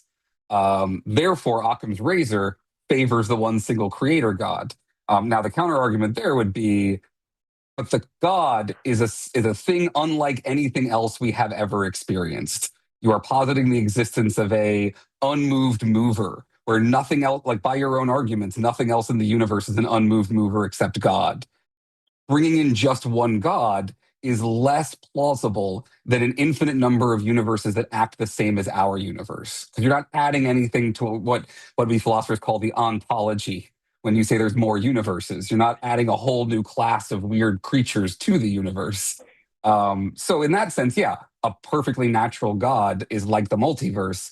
It's more in keeping with science and so more plausible, but it doesn't do a lot of the things that these folks want their God arguments to do. Right. That's very helpful. And I appreciate both of your takes on that. So I might Hey, Brady. call back another day with some more questions. Yes, sir. I'm happy to do that, and I get the sense that you're exploring and asking questions. I'm not necessarily going to put you on the spot to defend the God you believe, but Mm-hmm. I am going to say that since you're a theist, the type of God that you're at least currently convinced exists, is it, one of the Omnimax gods traditional to Christianity, Judaism, etc., that can do those, or is yours maybe closer to the vague higher power that you don't really understand yet? I don't know what bucket we would put your God in. Well, I'm a Latter-day Saint. Ah, Or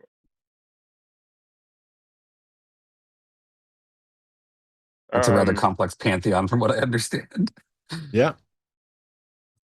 Well, So if you that's call back another time and you feel like defending the LDS stuff, and am I correct? You're LDS and not FLDS? yeah, I'm LDS. I'm not FLDS. Okay. Yeah. So I'm not going to be expecting you to defend, polygamy and all those other things else. But if we do get into LDS, and Jimmy's probably the best one to talk about, I am going to need you to explain to me what Reformed Egyptian is and why you think it's real, if you do, because the rest of the world outside of Mormonism doesn't. Getting into some deep lore. Yeah. And I only mention that because without it, I don't even know how you can get started, but I am at least interested. So I appreciate the call. And when you want to dig in on that stuff, call us back. Yeah, that'd be great. I would like to say one more thing in response to Sure. that. There's this great series, or just kind of a walkthrough of the scripture, and he talks about that perspective a little bit, and makes more sense out of it. So I don't know. Who talks about it? If I should refer you to that at some point. Well, I'm sorry. if you have somebody, because Literally, there are no scholars that think Reformed Egyptian is remotely a real thing. And so if you've got a scholarly reference that suggests it is, I'd love to know about it. Yeah, not necessarily a scholar, but he does follow a lot of the scholarly work. And that ranges from Jewish scholars to our LDS scholars. But I don't know if you would want me to send you anything, something like that, or if you just want me to give you his name. You can, I mean, you could start just by giving me the name. I can Google from there. Yeah, so it's his name is Greg Mattson. Okay. On Quick Media, and it's just his "Come Follow Me" series on the Book of Mormon, and he does a series on all of our standard works, the Bible and the Old Testament, New Testament, and Doctrine and Covenants. But that's where you would find it, is in the Book of Mormon. Okay. So, yeah. All right. Thank you so much, Brady. We look forward to talking to you again. Yep. If you're Thank curious, you, guys. Matt. Bye-bye. Yeah, go ahead. My view, Matt, if you're like, if I have to give rankings of the plausibility of different religions, like we're just setting aside atheism for a second, I think I start with like a Lovecraftian mythos as being the most plausible universe that contains things that we might want to call gods. And then it's probably Buddhist Mara. And then its third is probably tied Norse and Greek mythology, because pantheons of superpowered assholes seems very plausible to me, very likely to exist relative to other things. And then everything else is far down the list from there. Yeah, I kind of, I mean, it's a half joke thing on occasion where I'm like, the only religion that is followed by a considerable number of people that I find more ridiculous than Mormonism is Scientology. I mean, it's in these two religions in particular. I mean, they were invented by known liars and con artists within not quite living memory, because, well, we're all getting older, but in the not too distant past. And so one of them was actively trying to create a religion, and did so in what's got to be about the dumbest way possible, which is invented a story about thetans and blowing up people in volcanoes and flying them in craft that looked like DC-9s or 10s or whatever else. Like, he didn't even reach out to technology beyond what he could see just by casually looking up, and then sells it for big money. And some people get really excited about it. And then the other one, I don't think we should totally get down on like people starting cults involving groups of people who are interested in science fiction, as someone who's done exactly that as well. I'm just, there are better and worse versions of it, is all I'm saying. As long as you don't, do weird, horrible things to them, it's fine, right? well, yeah, I'm just not aware of. So, for example, the deaths and other things involved with the Sea Org and stuff like that. Yeah. Oh man. All right. Yeah. We got calls. So let me see if we can do this. Fleur is calling from Brazil, pronouns to she, her. Fleur is a theist who says you can't prove God exists or does not exist. Is there a way to truly disprove God? Hey, Fleur, welcome to the show. How are you? Hello, I'm doing good. Honestly, I simply saw the title, and I've followed you guys for a little while, and I saw that one video where you got a guy who believed in gender critical theory, and made him see that trans people, LGBT people aren't, evil. And I felt very happy about it. But seeing more and more of these titles about proving or disproving God. I really wanted to know your positions. You guys are agnostic atheists, right? It depends on the Um, God. I'm just a yeah, hard A well, atheist. if it's an agnostic atheist, then I would think your base position, even though it's agnosticism, your base position is no God exists, right? I I think we have have good no, reason to not believe in God. yeah, I do not believe that any God exists, and nobody has met the burden of proof for a God, as far as I'm aware. Great. Is there a need for a burden of proof? If there's a claim, there's a burden of proof. If you say X is true, you have adopted a burden of proof. Well, several people have said several things in life, and I don't think all of them can. Several people have address said that. you here, Flora. You just said several people have said several things in life.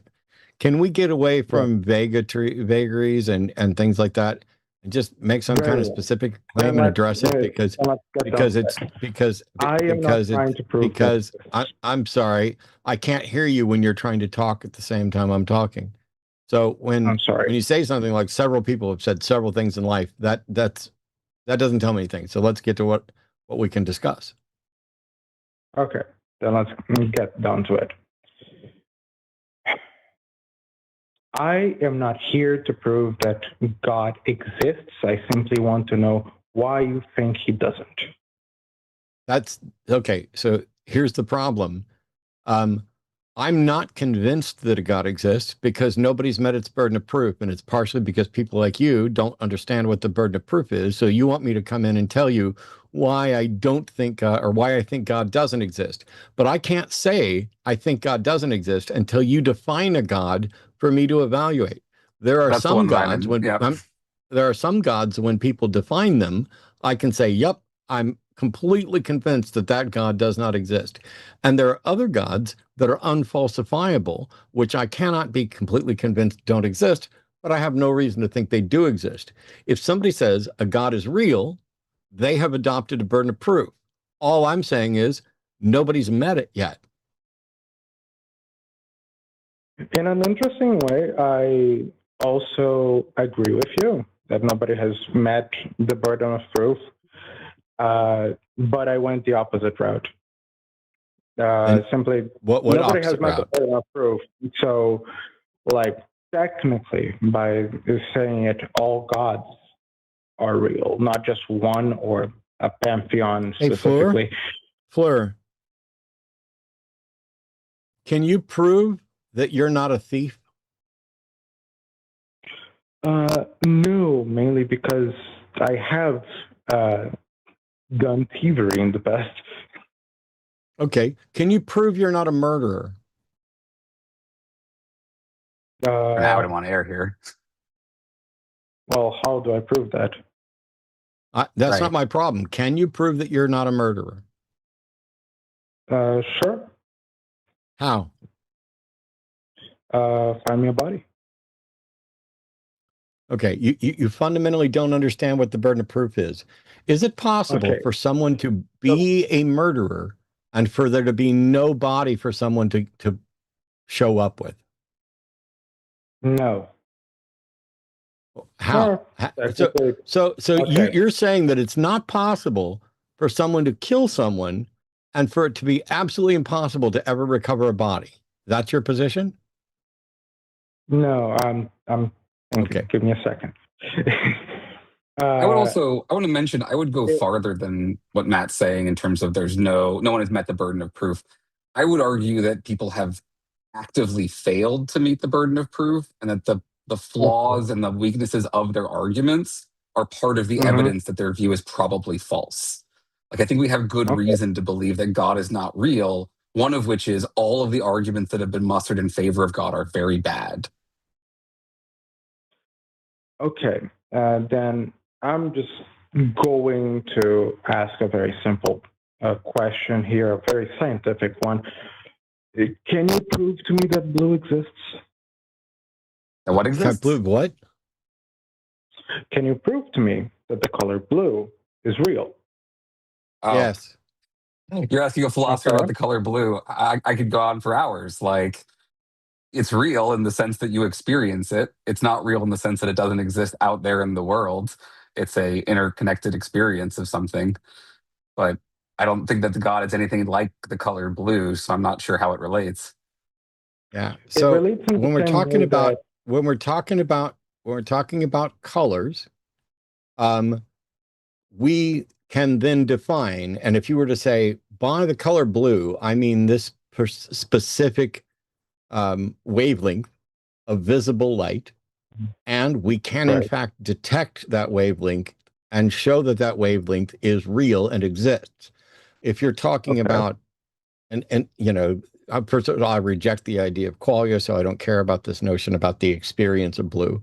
But How dare blue you. is a concept, and what the label blue points to, whether it's blue, azul, whatever, the language doesn't matter. Whatever that concept points to is a real thing that we can measure and test. Okay. We can measure And you that prove. the Hang on. wavelength of Hang on. I Hang on. I answered yours. I answered yours. Now I'd like you to answer. I'm trying to answer back, and as you said before, you don't like to be interrupted. I would like to not be interrupted. Okay, I'm not the one interrupting you. You asked a question and I answered it. I would like you to answer the question I asked before that you didn't. And then you stopped. And then I'm trying to follow. I'm sorry. I would like you to answer the question that I asked before that you haven't answered yet. Okay, what? It's the one about the body, right? Can you prove? Say someone is a murderer. Can you there prove? Is no body? And can you prove? say If you just let me that, ask it, this would be so much fucking easier and much less fucking annoying. Can you prove that you have not murdered someone?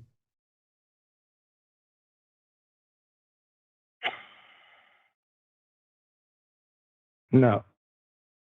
Okay. I asked that question because that's what it means to shift the burden of proof. Should you ever have to prove that you did not murder someone? Should the default assumption be that you're a murderer until you prove it wrong? No. Right. So we want to set up a default position, which is that we presume you are innocent until somebody can demonstrate you're guilty, right? Okay. That's it. So when it comes to some God exists, the default assumption is that no God exists until somebody demonstrates that one does, right? This is just Russell's teapot. I'm just going to ask, why is that the default position? Because the alternative is to assume that all gods exist until they're proven to not exist.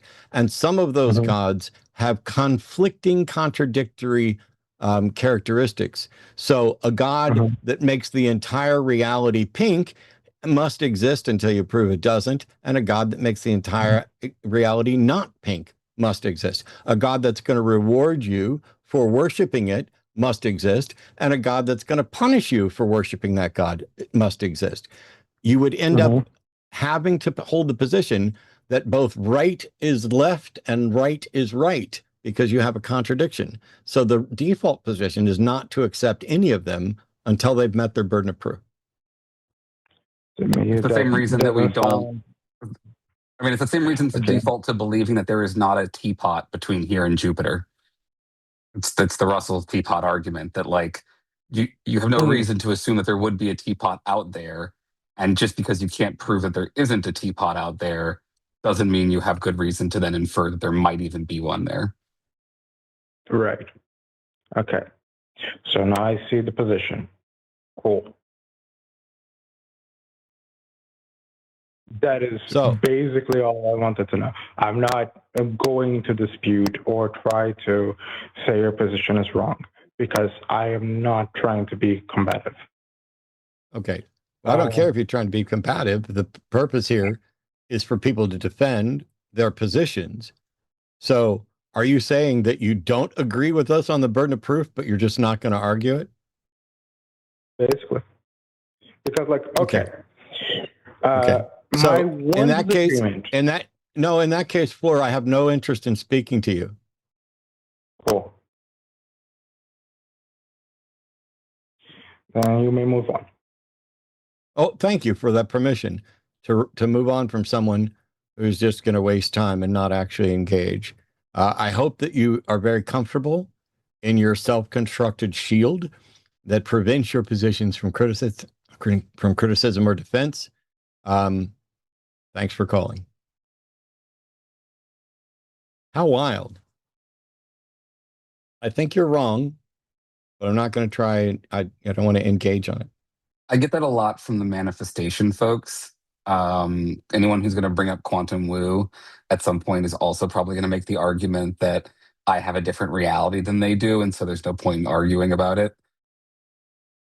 It's bizarre to me, though, because in this case, all we were talking about is how to properly apply the burden of proof. And as long as the burden of proof were made personal as to whether or not Fleur should be considered a murderer until they're able to demonstrate they're not, or that they should be considered not a murderer until somebody demonstrates they are, they understand it absolutely fine and are fine with it. And then as soon as it comes down to demonstrating the truth of their God position or the truth about their confused position on the rest of the burden of proof, as if it's different under some other circumstance, all of a sudden, I just disagree with that, but I don't have any interest in engaging. That's got to be a terrible defense mechanism to live with, because all it does is lead to cognitive dissonance.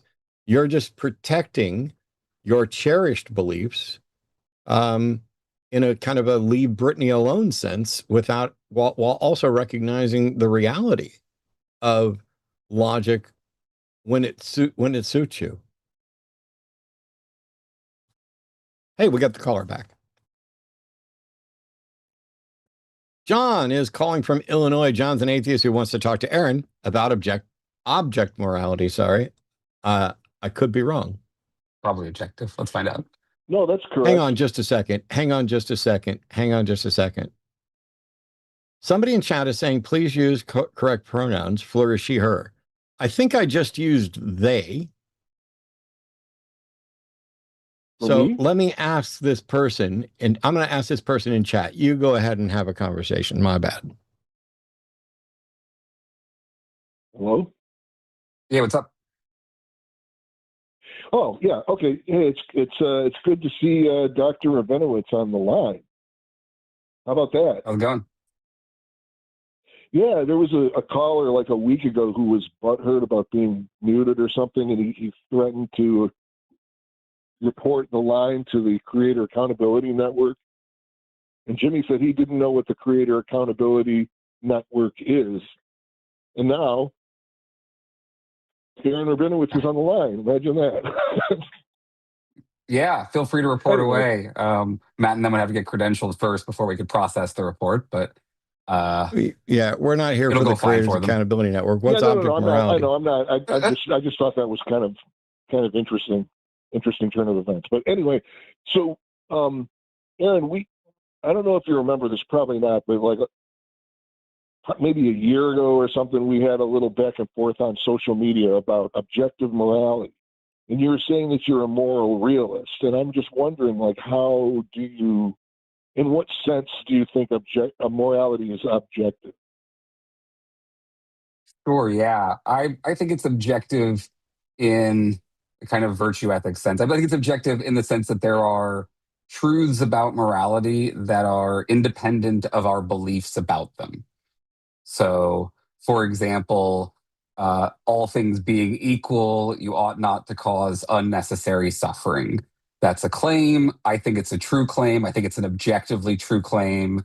It's a claim about the universe in a complicated kind of way. Another example would be the Nazis were immoral.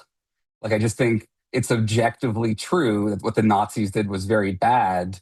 And any argument that ends with the conclusion that what the Nazis did was wrong or not wrong would be a reductio ad absurdum of that particular ethical theory, whatever it was.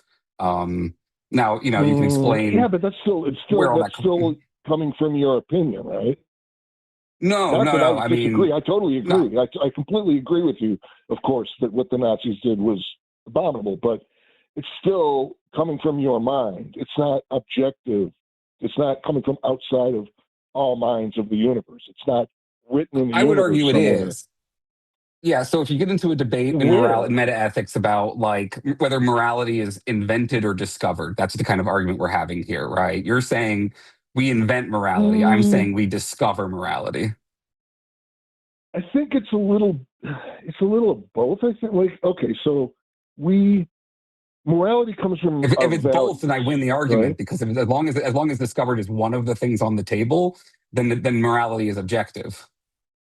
Well, we discover things about ourselves, about other people, about, like, the human condition, and we come to understandings about maybe people that we don't, other cultures or whatnot, and that informs our decisions. It's like, I kind of like, I'm not a big fan of Sam Harris, but I think that his take on morality, me neither, and his metaethics is terrible, so let's not bother.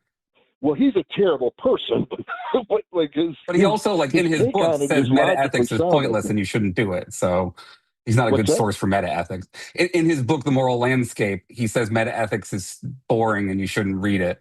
So he's not a really good source for metaethical arguments, would be my view. So, like, here's the idea, basically, right? It's been a while since I read the book. Let me ask you this, right? If everyone in the world got together and voted that it was okay, that it was moral to torture puppies or Matt Dillahunty or any... It doesn't matter how many people. That's irrelevant.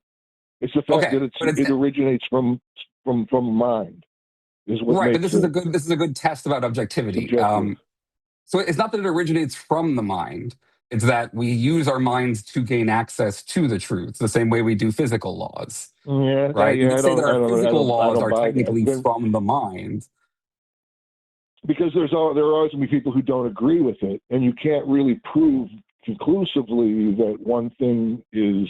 But that's a separate question, right? It could be the case. So let me hold on a second. Let me make a point here. I just want to distinguish some things here, because we don't want to conflate things. Okay. So it could be the case, for example, that objective morality is true, right? There are objective moral truths in the world, but it is impossible to convince everyone of moral agreement. Yeah, right? This is called the argument for moral disagreement. I mean, I don't think it matters how many people. I don't know why the number of people has anything to do with it. Because if your view is that morality is subjective, then it has to be the case that it is coming from either the beliefs of one individual or multiple individuals. Sure. Regardless of how many. And what I'm saying is... that makes it subjective. But that's the only alternative to it being objective. So, I mean, for example, slavery. Demonstration that it's objective. Okay, so, I mean, there are a bunch of ways that you can make the case that it is objective that show that it is stance independent, right? That it is not dependent on our beliefs about it. One of them is the kind of hypothetical that I just put forward, the everyone comes together and votes hypothetical. Another one would be, think of something like slavery. Let's say there was a time in human history where everyone in the world thought slavery was moral. Everyone thought that it was God's divine plan, Even the slaves, right? Even the slaves, yeah. Even the slaves thought it was moral. That's how legitimizing myths work, right? Would it still be immoral? That doesn't make it objectively moral. No. It doesn't make it right. It doesn't make it good. Right. I think we can still say it still doesn't make it objective, and I don't think there was ever a time where slaves. I don't think there was. I'm giving another hypothetical. So, like, the point of this is, like, when you make an argument for why something is immoral, it's not because I personally feel that it's immoral. I can point to the features of the thing itself and say those are the things that make it immoral. Right?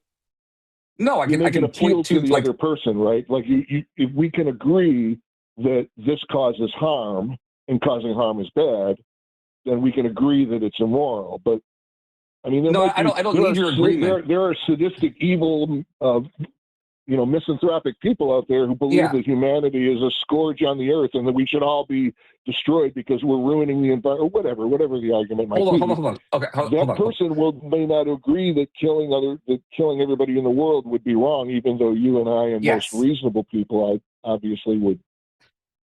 Yeah. So this is called the argument from disagree. disagreement. This is in the philosophical literature, one of the big arguments, people who object to moral realism, is a guy named Mackey, and he makes two main arguments: the argument from moral disagreement and the argument from queerness, which just means that moral truths seem like they'd be kind of weird. From what? From queerness, which is just moral facts or moral truths are not like non-moral facts or non-moral truths, and so they are weird. And so they shouldn't exist in the world. Yeah, see, you're doing is the argument. That doesn't appeal to me at all, because I don't think that something being weird. That's another Can personal you opinion, just whether stop something's talking? weird or not. Can you stop talking? Can you stop talking and let Aaron finish, please? Thanks. I'm sorry. Right. That's okay. The argument from disagreement is, in my opinion, the weaker of the two arguments, because you can just point out, look, is there fundamental scientific disagreement? Are there people in the world that we are never going to convince that the earth is round, for example? That's my question. Might be, yeah. Yeah, for sure there are, right? Does it follow from that fact that the nature of the earth is subjective as opposed to objective?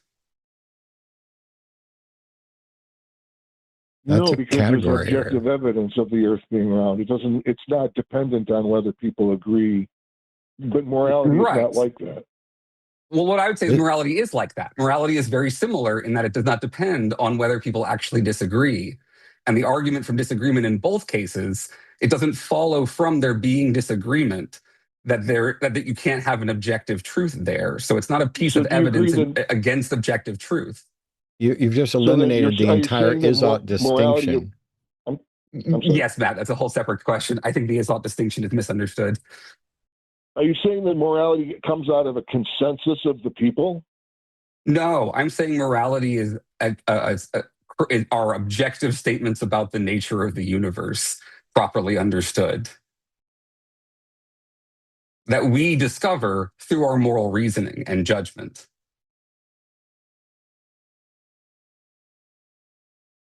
I still would need a demonstration of that. I just can't get there.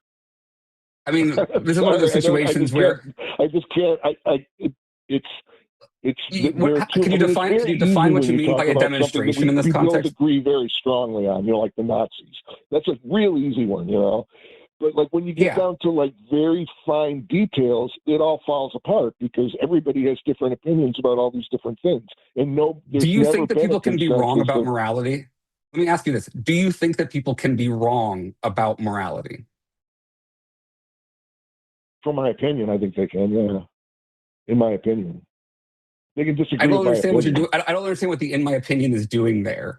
Like when I say the Nazis were wrong about morality, adding "in my opinion" seemed like a really weird hedge, right? Like I think you should have the courage of your convictions and just say, no, they were wrong about morality, full stop, because morality is objective and people can be wrong about it. They were wrong. Okay, if we really want to break this down to objective, to an objective way of looking at it. I'm going to try to steelman this. The Nazis had an idea that certain types of people were less than human and they were a scourge on humanity, so they had to be destroyed. That was like their moral principle. I believe that that's incorrect, objectively incorrect, and you can scientifically prove that it's to some extent objectively incorrect, right? But that's not the big issue. The big issue is that they shoved a bunch of people into ovens. It's the shoving the people into ovens that's the moral concern here. And it's a moral concern because of the suffering that it causes. But they justified it by having this fucked up idea. Sure, but my point is it's just a brute fact of reality that doing the Holocaust is immoral.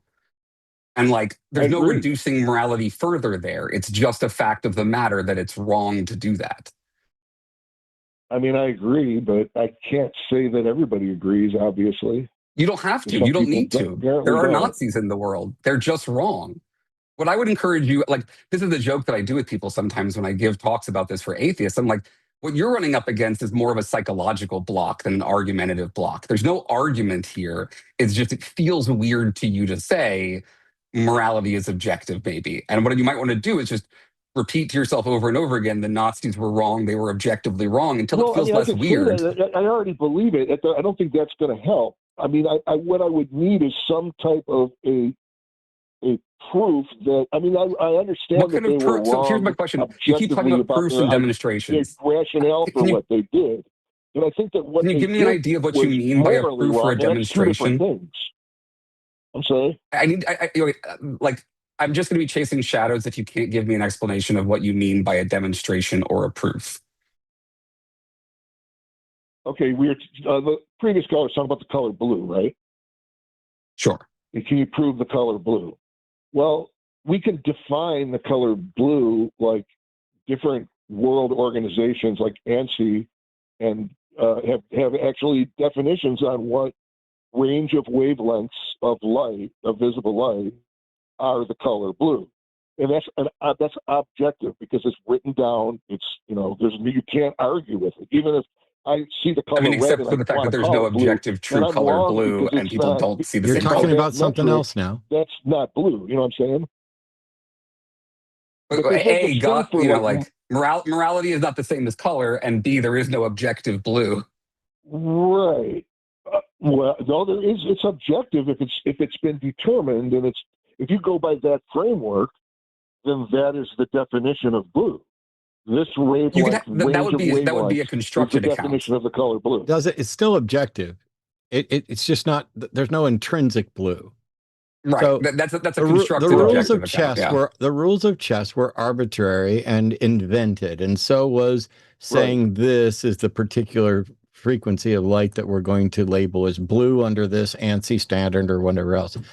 But once you have that, you can then evaluate things objectively to that standard.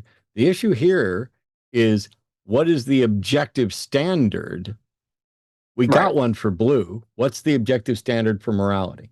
So there are several moral truths that I think are objective that sit in tension. So, the difference between morality and chess is it doesn't actually, there's no better or worse rules for chess in any real sense.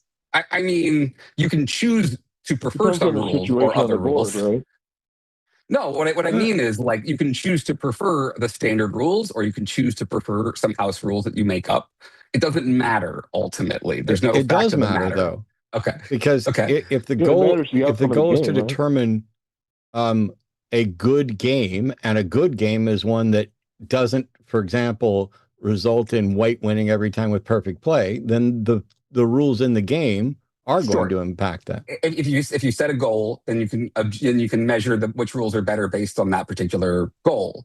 Yeah. My point is, the rules of morality are not like that. There are better and worse rules for morality. They are, they have various features that make them better than other approaches to morality, such as consistency, but also they produce better outcomes. Better outcomes for who? Ideally, better outcomes for everyone. That would be the idea. Why is a better outcome for everyone the correct moral position?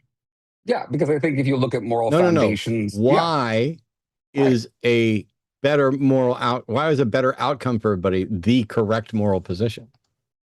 Yeah, what I was going to say is, because I think if you reason your way towards the moral foundations, the best moral foundations are ones that will lead to egalitarian approaches to ethics, for example. Okay, but you haven't given me a foundation. You just told me what you think. So a foundation, for example, would be all things being equal, you ought not to cause unnecessary suffering. Or all things being equal, you ought not to. That's not answering the question either. Why do you say?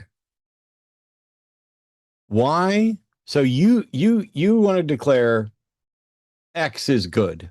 Yeah. Why should I care about X at all?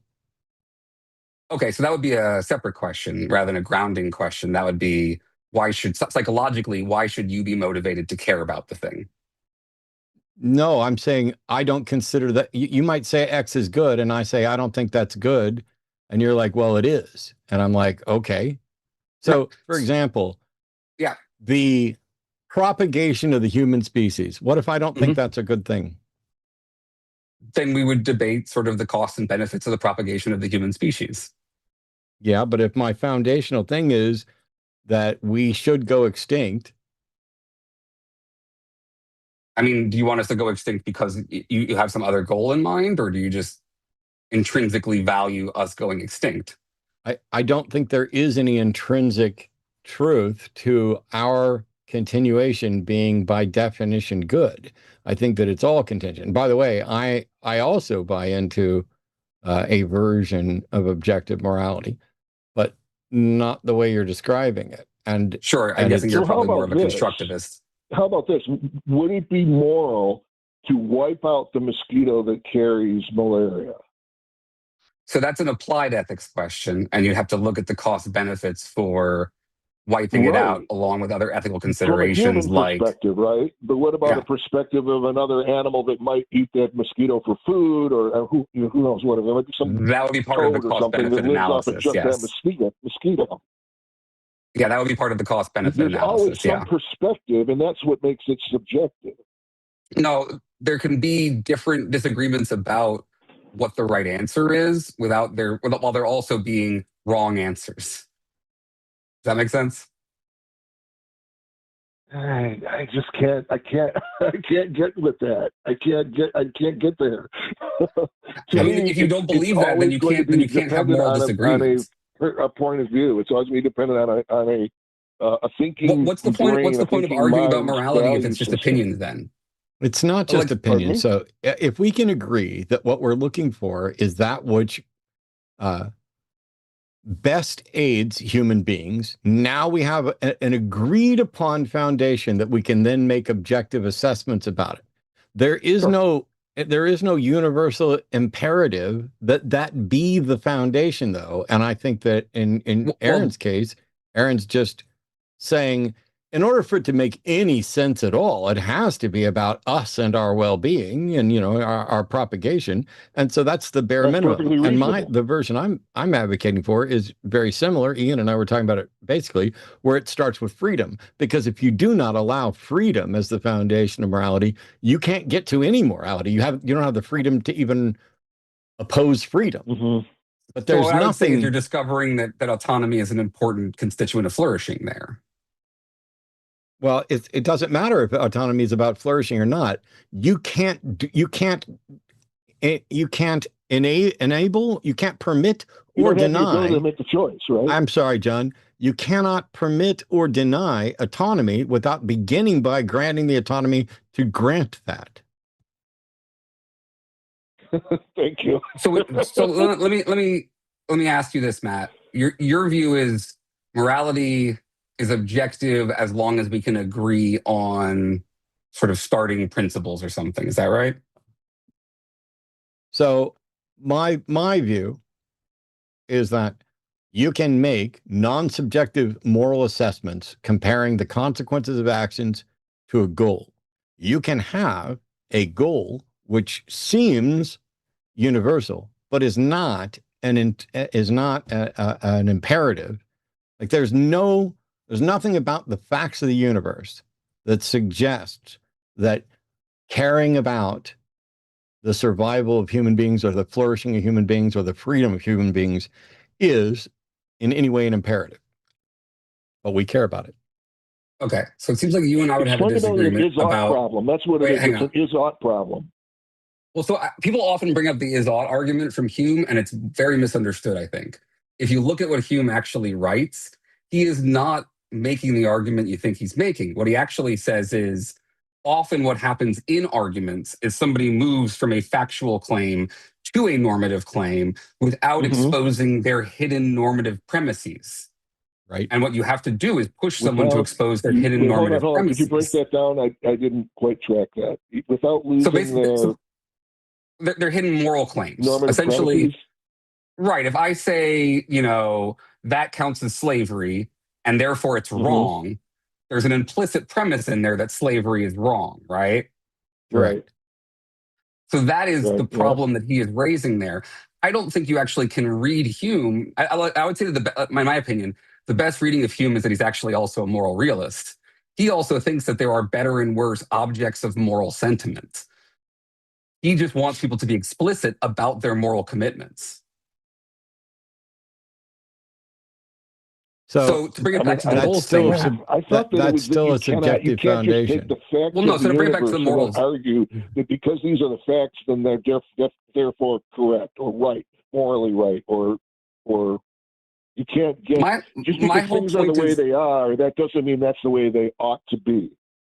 And the other way around. The core claim, just to come back to the core claim of moral realism here. All I'm saying is, it is wrong or right to do certain things, no matter how much you personally or any individual personally, God or otherwise, believes differently.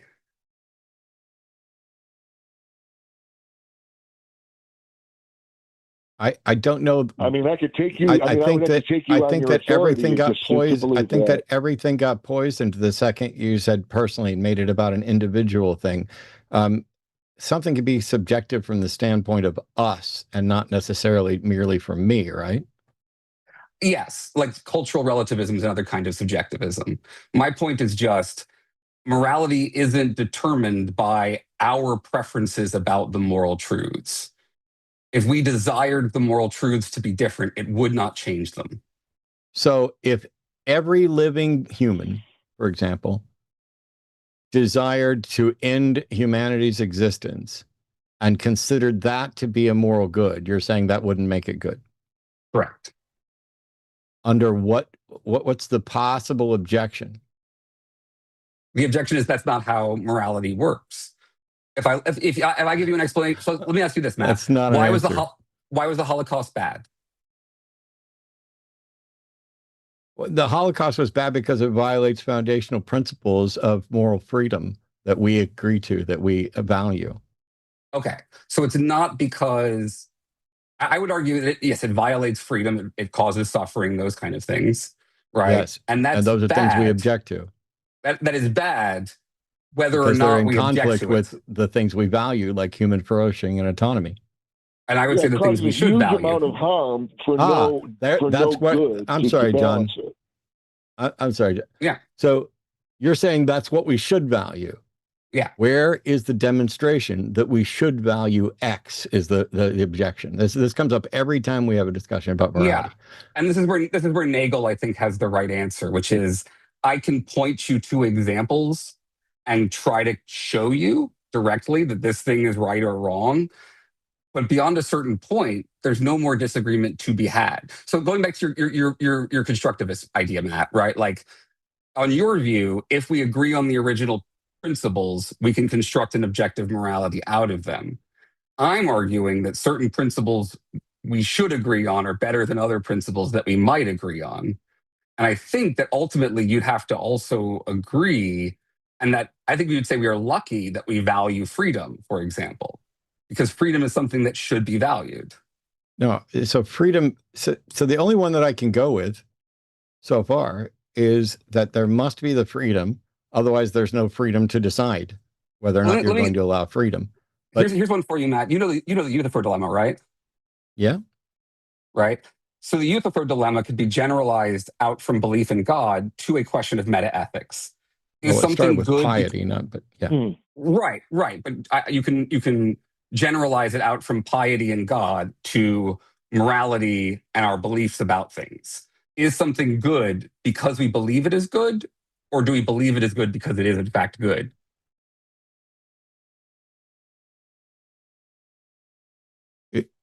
So it's an assessment that we all each individually make, right? John, I'm going to let you go. I'm sorry. I'm just okay. All right. Thanks for you guys. Thanks for entertaining my question. Thanks for bringing up some metaethics. So the dilemma being, is something good because we say so, or do we say so because it's good? And I would say something is good because we say so, because the notion of good, the notion of ought, the notion of should does not exist in reality apart from a concept. It requires a value. You have to value something, and value is an act of a mind. If nobody valued anything, there could be no morality because there's no comparative to I would argue that evaluate. there'd still be morality. We just wouldn't know about it. So we wouldn't have access to it. So here's where I would say, how could there be a morality if there's not a mind to know it? If it's a concept? Because if it's a truth, then there are truths that can exist even when there are no minds to recognize them. The speed of light exists before there is any mind to cognize. The speed of light is a physical fact of the universe. It's not a concept. It's a concept in that it's a description of the universe. No, it is a idea. physical fact that we describe. It's not a real thing the that fact exists that there's in the a world. concept about it doesn't make it a concept. Right. Now, what I would say is the moral truths exist, and then I don't think so. we have what I say we have concepts of them. So to go back to the Euthyphro dilemma, right, Matt? You said it's good because we believe it's good.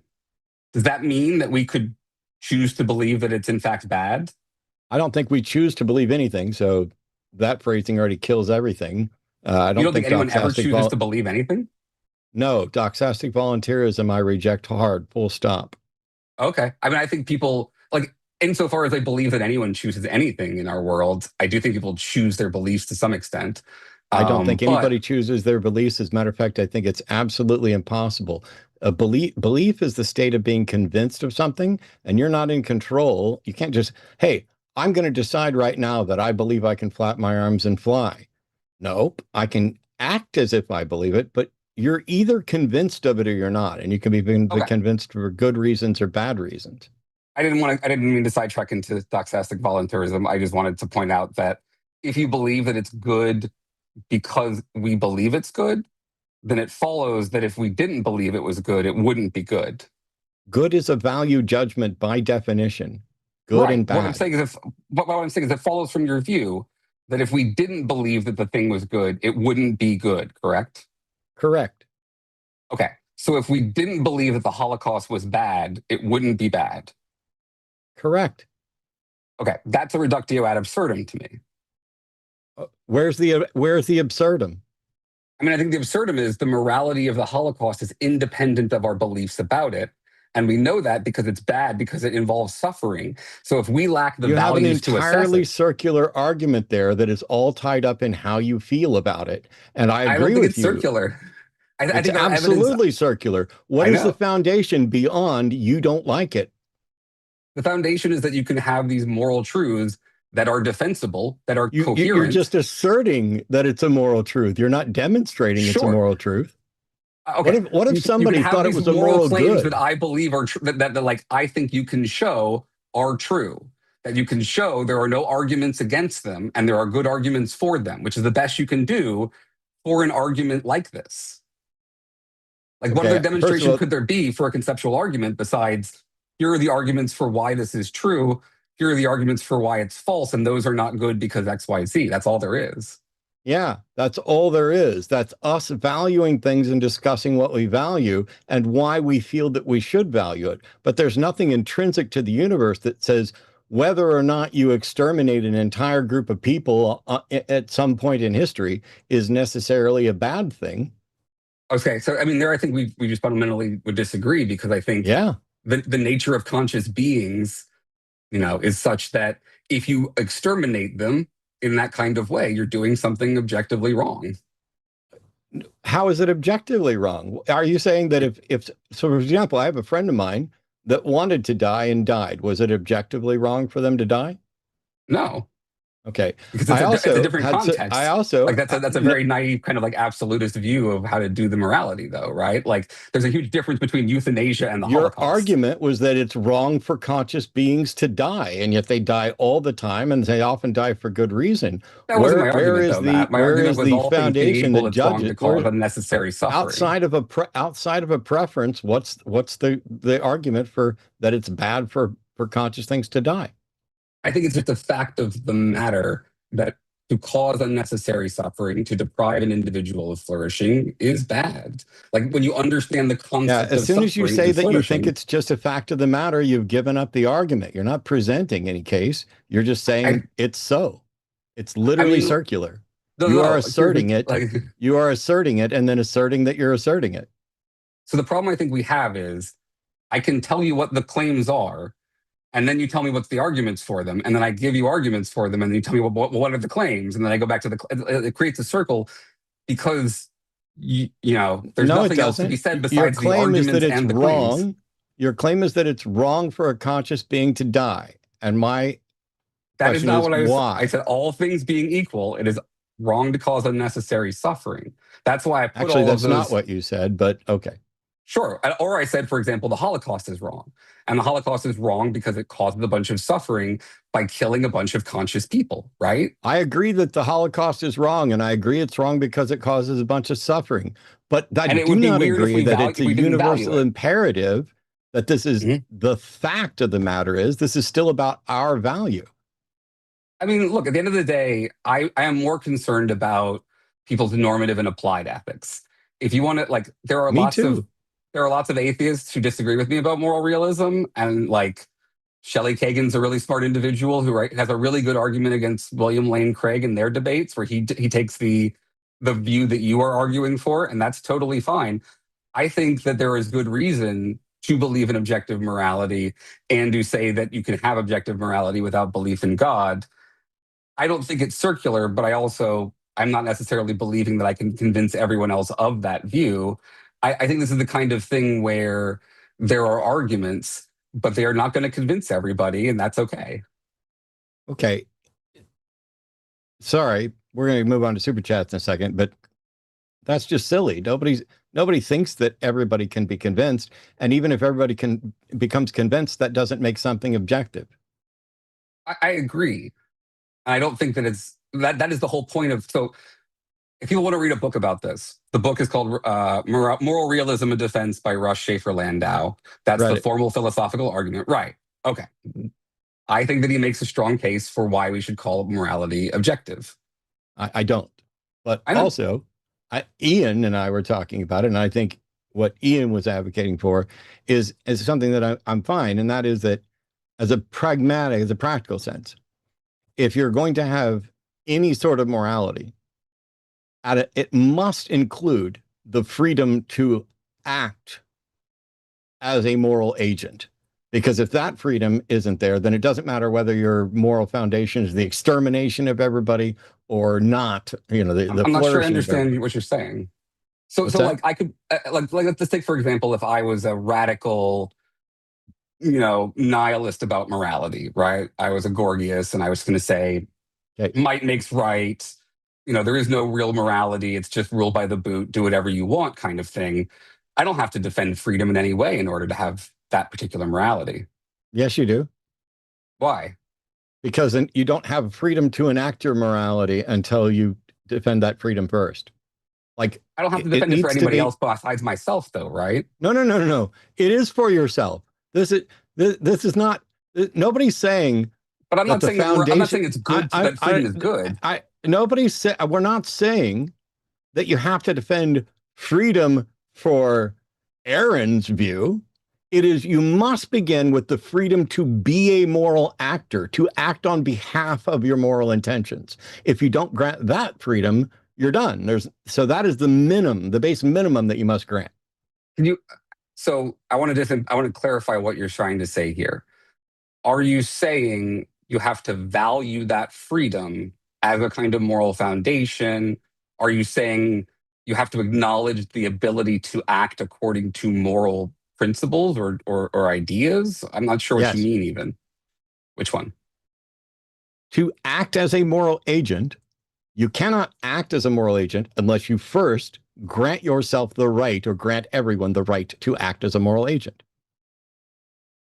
So that second part was a much stronger claim that seems like it would not be true. I don't have to grant that everyone is a moral agent to assign myself the freedom to enact my own preferences. Okay. Right? What guarantees your freedom to act? That is the cooperative aspect of this. So then you're bringing in additional claims, right? About like you want to destroy every living thing in the world, and I want to help everything in the world flourish. We have two directly opposite goals, but both of us require the freedom to act towards those goals. And that is the freedom that must be granted for any moral system to be possible. Only in the sense of it wouldn't make sense to talk about morality if people couldn't act based on their moral beliefs. That's exactly, that's the But whole that's not point. the same as valuing the freedom. That's just saying you have to treat this as a premise in your understanding of how people act. Okay, well, see, now it's kind of nitpicky, because how could it possibly make sense to say we're going to grant ourselves the ability to act, but we don't value that? I mean, you could just, like, I'm trying to think about what you're trying to argue for here. So you could grant it while being a nihilist, just because, like, you could just reject the whole conversation and just say, I'm a nihilist, I'm going to act. You can call it whatever you want, but I'm just going to act. I guess what I'm saying is, if you think that, okay, let's go a different way about this, right? If you're saying, look, it isn't rational to believe in morality without believing in moral freedom or moral autonomy in this kind of sense. The second you grant yourself the right to act, you're acknowledging the point. In which case, it still seems like you're a moral realist, because you're just saying there's an objective fact that we recognize that we have to grant our own moral freedom in order to begin to have a conversation about morality. Yes, which is why I said that at the beginning. And you and I think are on the same page that, like... No, because you are going a step beyond the minimal granting of the freedom to act to making declaratives that X is in fact immoral, and it goes beyond the freedom to act. Yeah, I think it follows from it in various ways. Well, you have to make a case for it for something other than... Sure, if we unpack the freedom to act, right? So here's the thing. If we grant that the base freedom to act is a freedom to act towards annihilation and an act towards flourishing, if that is the base, you cannot make a case for one over the other if the base freedom allows, without preference, annihilation or flourishing. You can't say flourishing is naturally derived from that, because they're both naturally derived from that. So what I would argue then is, if you are going to argue that freedom is valuable in this way, you have to unpack what we mean by freedom, and you'd have to also value the necessary constituents of freedom. I only need the freedom to act to exterminate everything. What my point is, you're saying morality only makes sense if I have the freedom to act on moral principles, right? Correct. Okay. If, for example, I am being constantly violently coerced into slavery, my freedom to act on moral principles is severely constrained, if not eliminated, right? Not relevant. Why not? Because we're talking about the foundations of morality, not some specific situation. My point is, I was giving an example of how, if you actually unpack the idea of freedom, it's going to be thicker than just a volitional will. You have injected your preferences about freedom on top of.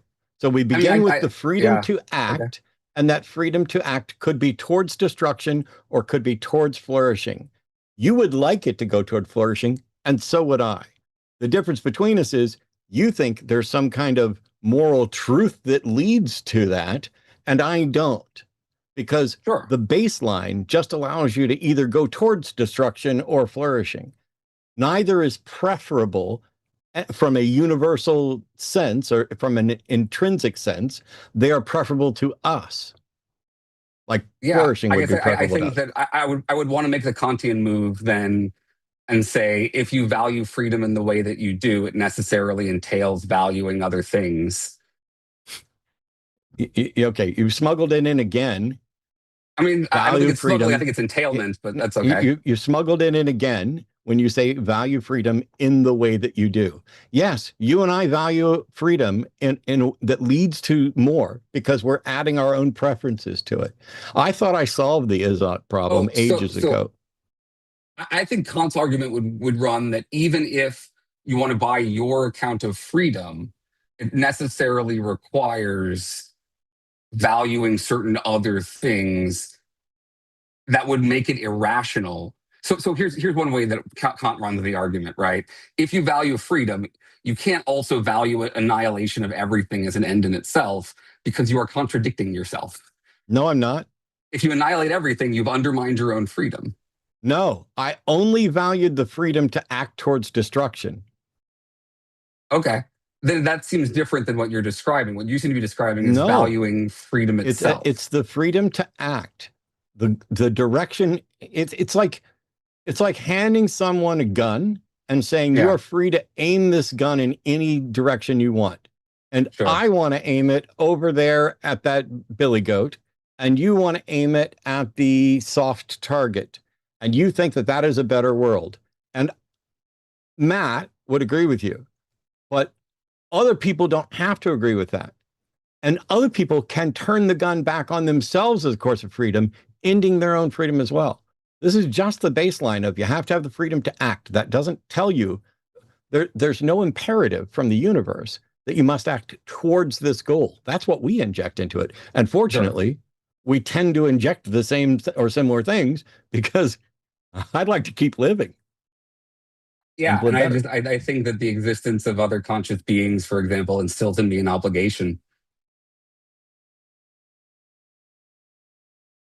I'm fine with that, but that's not an intrinsic aspect of the universe that declares what is good. That's the reality of who we are and what we prefer.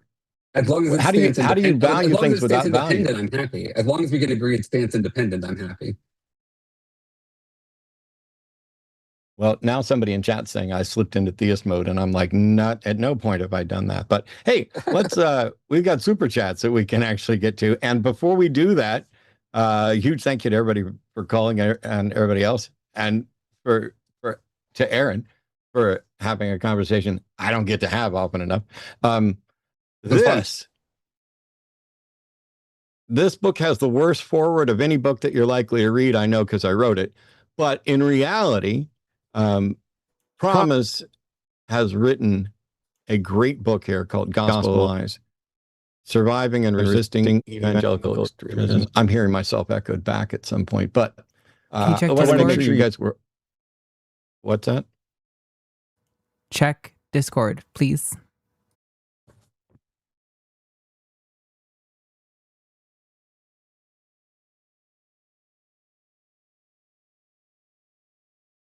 Okay.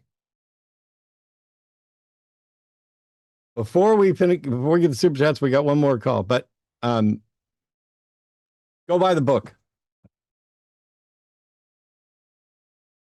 Here we go. Leo is calling from Mexico. Pronouns are he, him. Leo's an atheist who wants to talk about how to deal with religious-like outcasting from family. Hey, Leo, how are you? Hey, Matt and Aaron. Really relevant. Well, I'm a long-time listener. Great debate, by the way. Yeah, I'm not a theist scholar, but I do find some parallels to theist thinking and coercion is what I'm going through. So my father grew up in a very conservative city, and he has very conservative set of values, which is fine. I mean, we can disagree or agree to disagree, or just plain disagree, right? Now, on to the topic. I almost don't drink, but I do enjoy cannabis. It's legal in my country. And my father sees that as completely wrong because of the values he was raised with and his opinion of the few friends he has that openly smoke. And I'm noticing a parallel here to religion in the way he tries to exercise control over me with the threat of outcasting me or cutting out support. I do value him a lot and would prefer not to lose his support, but I also see that as a threat.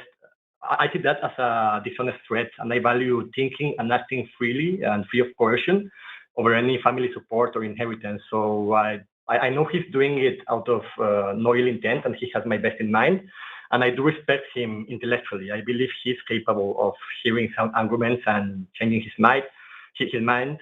He used to be a atheist, and actually he showed me your videos years ago about trying to have like a discussion with him about the pros and cons of legal cannabis versus alcohol or nothing at all. It's kind of where values. It feels more like arguing with a Christian about religion than with a skeptic about things based on evidence. And that outcasting and cutting off aspect is a pattern I know is prevalent in religious families and communities. So, Matt and Aaron, what advice would you give to someone facing such a challenge? Like, is it worth it to try to show my point of view to him? Should I just, I know it would be easier to just bend the knee and say I agree with him, even though I don't. Luckily, I'm able to be independent and not rely on his support.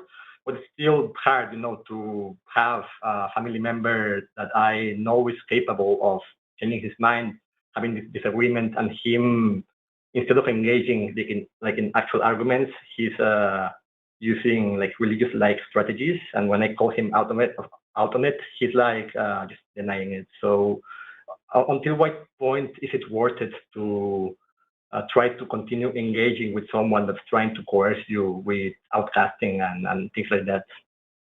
What's the primary point of disagreement? So we disagree in a lot of things, but in this particular case, he sees legal cannabis use as, just describe it as sinful in the sense that we disagree on it. He thinks it's not Hey, great. Leo? Yeah. You're like almost 30, right? Yeah, basically. And you're arguing with your dad about weed? Yeah. And I mean, yeah, that's pretty much. I mean, and it's like a problem from someone in a privileged position. It's more like that argument is leading to him like outcasting me from the family and cutting support off. And I just didn't think he would be capable of, like, on an intellectual or like civil liberties argument, to do what religious people will do when someone stops believing, right? I know families and communities can cut people off. Go ahead, Aaron. Because of differences. Sorry.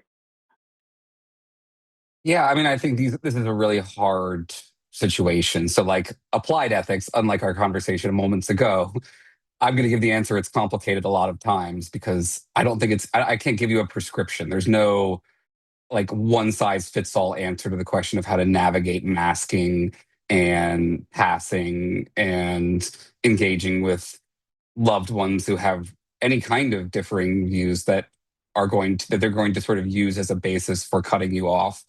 Because like it would be nice to be able to give you, a fuck them all kind of answer and just be like, if they're going to act that way, then don't worry about them. Like find some people who aren't going to treat you that way.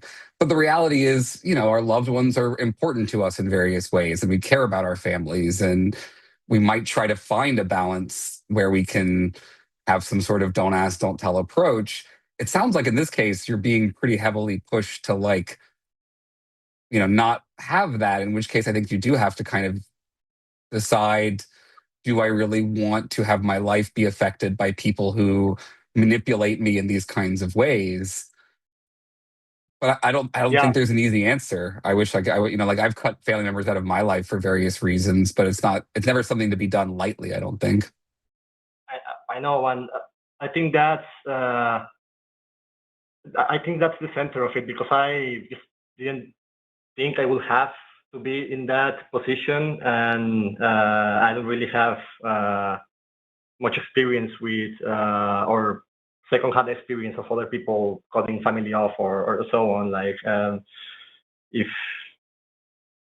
I know there's no single like whack-a-mole. Here's the canned solution. It's more like, what would you take into account to decide if like maintaining a relationship is worth putting up with them trying to exercise control in that way? Yeah, my answer is going to be different from your answer. I wouldn't put up with it at all. But I'm not saying my answer is the right one or the preferred one. Like, that's why I wanted Aaron to go first, so we could hear what Aaron's answer is, because I'm the guy that my answer is really simple. If somebody is an unhealthy stress creating toxic influence in my life, especially over stupid shit, I don't care if they're my mom or my dad or my, anything. They got to go. And I think I that's don't mean ultimately the better answer. I mean, I like don't mean ultimately, cut like them the right off way to lead. necessarily and be a dick about it. It's okay. Here's what's happening. I'm no longer fine with this. I'm done having you lecture me on this. I'm living my life. If you can't appreciate me living my life and being me, then I don't need your approval. I don't need your participation. I'd like to still be able to hang out with you. I'd like to engage, but you're making it to where I don't even want to do that. But everything I just said is me. I have friends and family members and people I love who would never say anything like that and who genuinely probably would end up with a worse life if they did, because they have a different need for certain connections than I do. I don't, and I'm the weird one for sure. Like I'm saying I am atypical in what I need in some relationships. And so I have no problem at all, like saying, nope, here's the line in the sand this far and no further. I have cut friends out of my life and everything else. But like I'm saying, Leo, this is why I'm reluctant to give advice, because what makes me happy and might make my life better, what might make my interactions with people less harmful to me, might do the exact opposite to you. I mean, you could be sitting there heartbroken about not seeing your dad every single day for the rest of your life and be pissed that some, hard-hearted jackass like me dared suggest, that. So really, you're going to have to decide, how much are you going to cry about it? And I don't mean cry, and I'm not trying to be snarky. I mean, genuinely, if if this is causing you stress to the point where you're crying, figuratively or literally, you have to engage with the people that are causing the problem and say, here's what's going on. Here's how I feel. Here's what I'm frustrated by. I'm starting to think I have to draw lines here, but I don't want to cut you off and I don't want to lose you, but I can't keep going like this. You're going to, it is manipulative.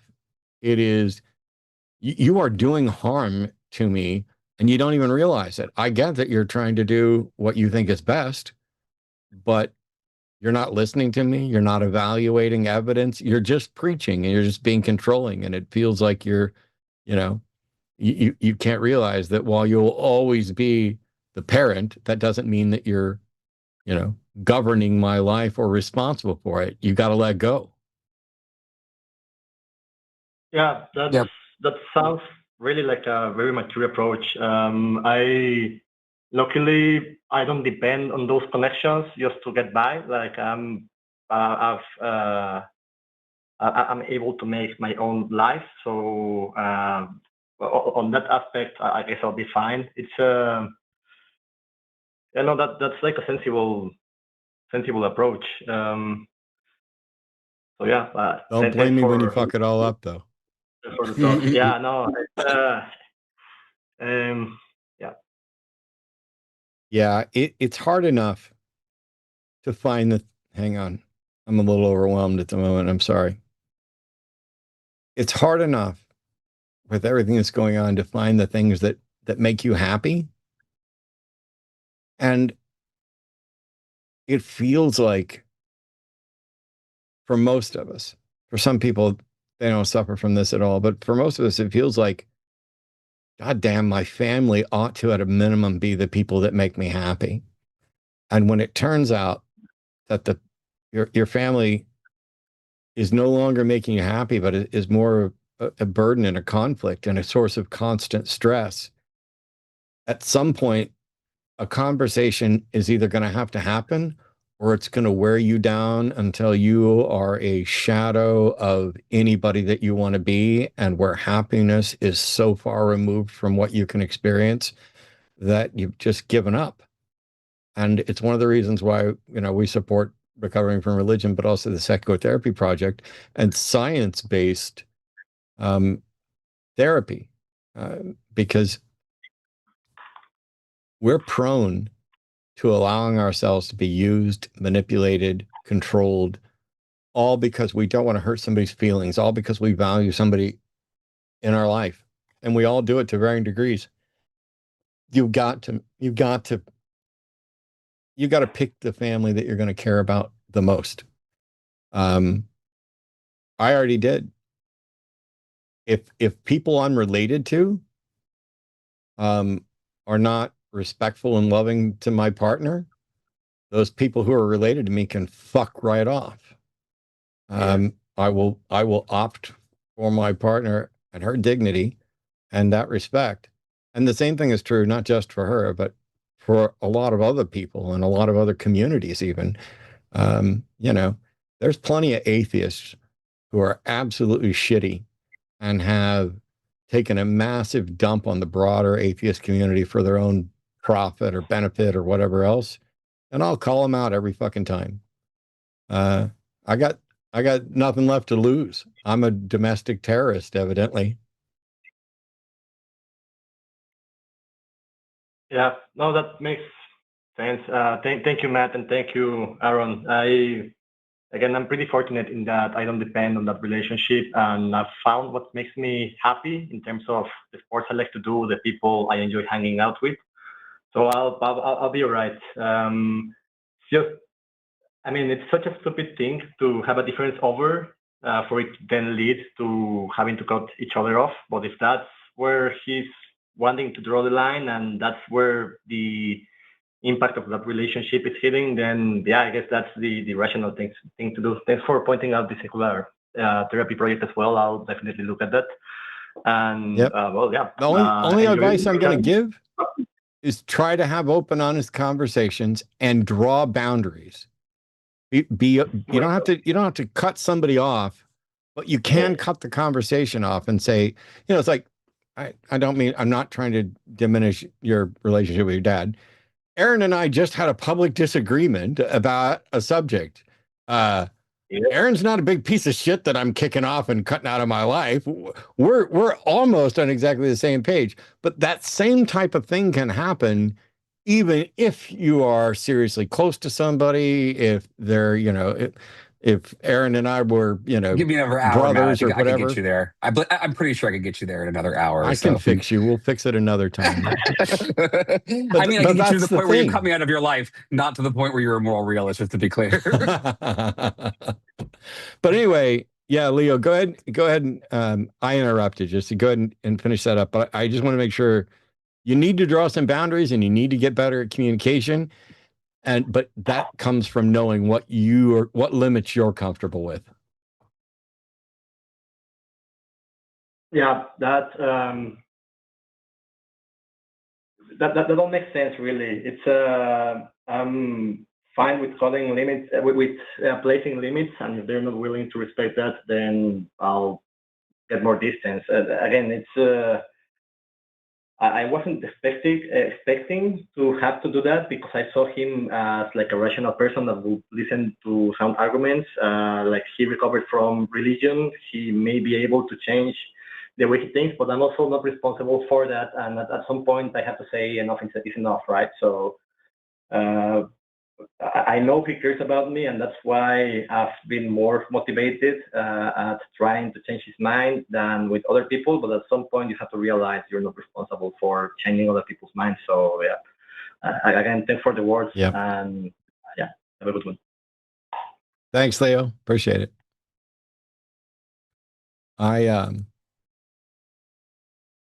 So for example, I cuss a lot. I love it. I'm incredibly fond of it. Not just because I don't cuss like a sailor just because I was a sailor, but because I like fucking with language and I like the reactions that it gets from people. It reminds me of Tim Minchin's The Pope song, where after saying all that stuff and he gets down to it and he kind of wraps it up with like, if you're more offended that I cussed a bunch and shit talked the Pope than you are about what those fuckers are doing, that's the problem. But I can also be professional. I could go to work and not be throwing around obscenities and profanities and all that stuff. And I don't think my mom, I don't think I've ever dropped an F-bomb in my mom's presence. I have in my dad's presence. Literally, I talked to my dad this morning and threw one out on the phone. And I know I did because my relationship with my parents is different. And I know I'm 57. And when I say something, we were just talking about a reptile expo, and I was like, there's no way I'd take my fucking snakes to that expo given what I saw. And I know what I said because immediately it's like, oh, you just you just dropped the F-bomb in front of your dad. And I'm not that bothered around, my dad. I've never heard my dad drop an F-bomb, but my brother has. And so we have these comments. Oh, I heard dad say this. Whereas, if I'm hanging out with my friends, nobody notices. And if you're watching Gen V? Gen V seems like it was written by someone who just got out from underneath mommy's thumb and wants to drop as many F-bombs as possible, like putting them in, syllabalizing them, and, ooh, look, I'm a big kid now and can say whatever. And so you just got to figure out what the boundaries of those relationships are, because they're going to be different. Trust me, my mom calls into the show. She's never gone into the show, but she's going to get whatever she deserves as a defender of whatever her views are. But outside of there, you're not going to get me to talk shit at my mom about believing in Jesus. We've had those conversations. Right. Anyway, Aaron, before we get to supers, anything else you want to be wrong about? I'm kidding. No, I mean, I hope people understand that, this, especially from a philosopher's side, this is a normal conversation. This is not a heated debate. This barely even rises to the level of an argument. This is just what we do. And it's totally fine. And like you said, we're probably on the same page on 95% of things.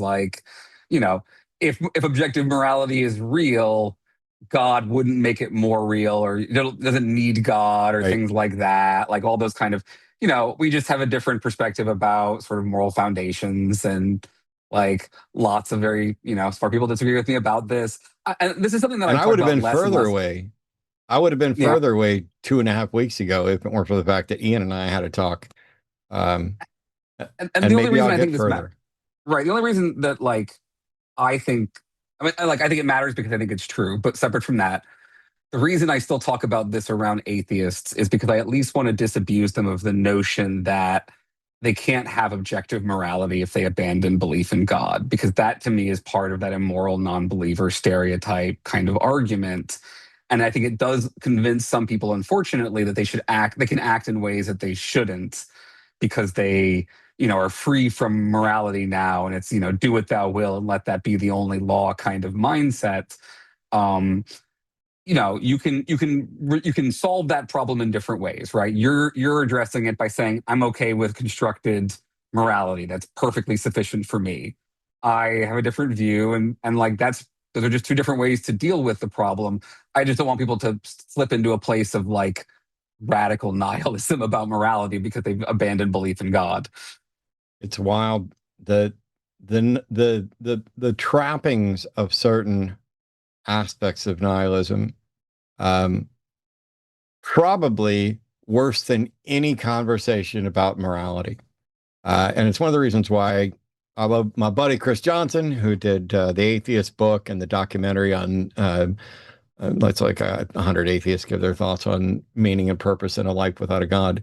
Because there's no intrinsic meaning in the universe, and it doesn't change the fact that I find all kinds of meaning. We're meaning creators, not meaning discoverers. I think I said that in a back and forth with Britt a couple weeks ago. But all right, we got super chats, and huge thank you to everybody who tuned in and who donated and who called. And I think, well, we'll do one more thing about Promises book at the end. But here we go. If you can see these, well, I guess we'll just alternate, and I'll start with Greg Markowski. You got in first. Good to see you, buddy. Promises book arrived in my mailbox a few days ago. Can't wait to read it. Yep, it arrived yesterday. I had already read it. I read it before I wrote the forward. But yeah, I can't wait for more people to read it and get in there.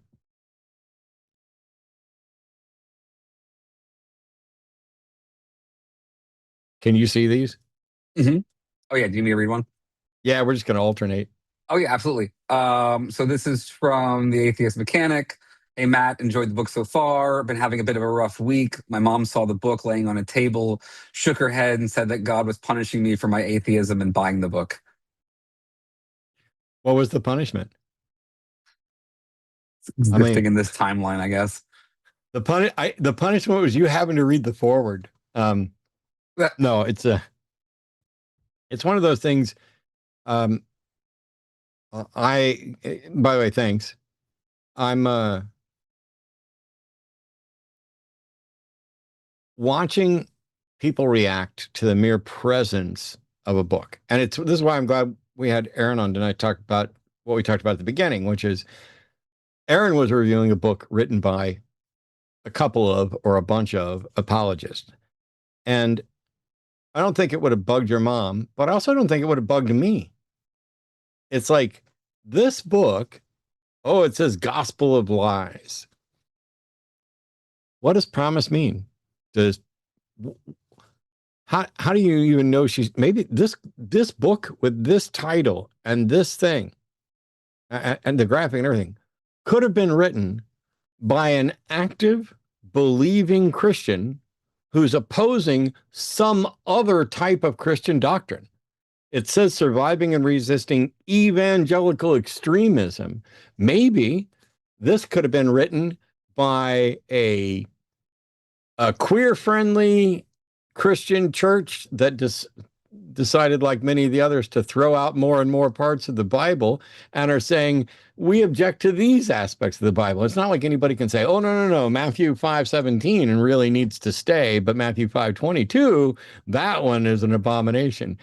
It could have been written that way, but your mom knows you're a godless heathen. And so they go with the assumptions, and that tells you a lot about how people are going to process this stuff. It's not like they're open at any given point to consider what promise is saying in there. But the hope is somebody, somewhere, someday will pick up that book at the right time to be open to hearing what promise went through. And that's why we share. $10 from Joshua Everett. I'm manifesting great callers for the show tonight. You fucking failed. No, I'm just kidding. Let me know if it worked at the end. RIP Jimmy Snow Never Melts. Hashtag we Gary the Frame. Okay, you got me. I don't know the Gary the Frame thing. Yeah, got nothing. You got an easy one. Oh, $10 from Josh Bevan. Thanks. Thanks, Josh. $5 from Abstruse Glitch. Highly recommend Folding Ideas video on how Tradcath tricks physicists into being in a geocentrist documentary for a breakdown of how this happens. I think I know who you're talking about. I think I know this. I will look into that. Thank you. All right, Kaz, $20 from Greg Lisk 9408.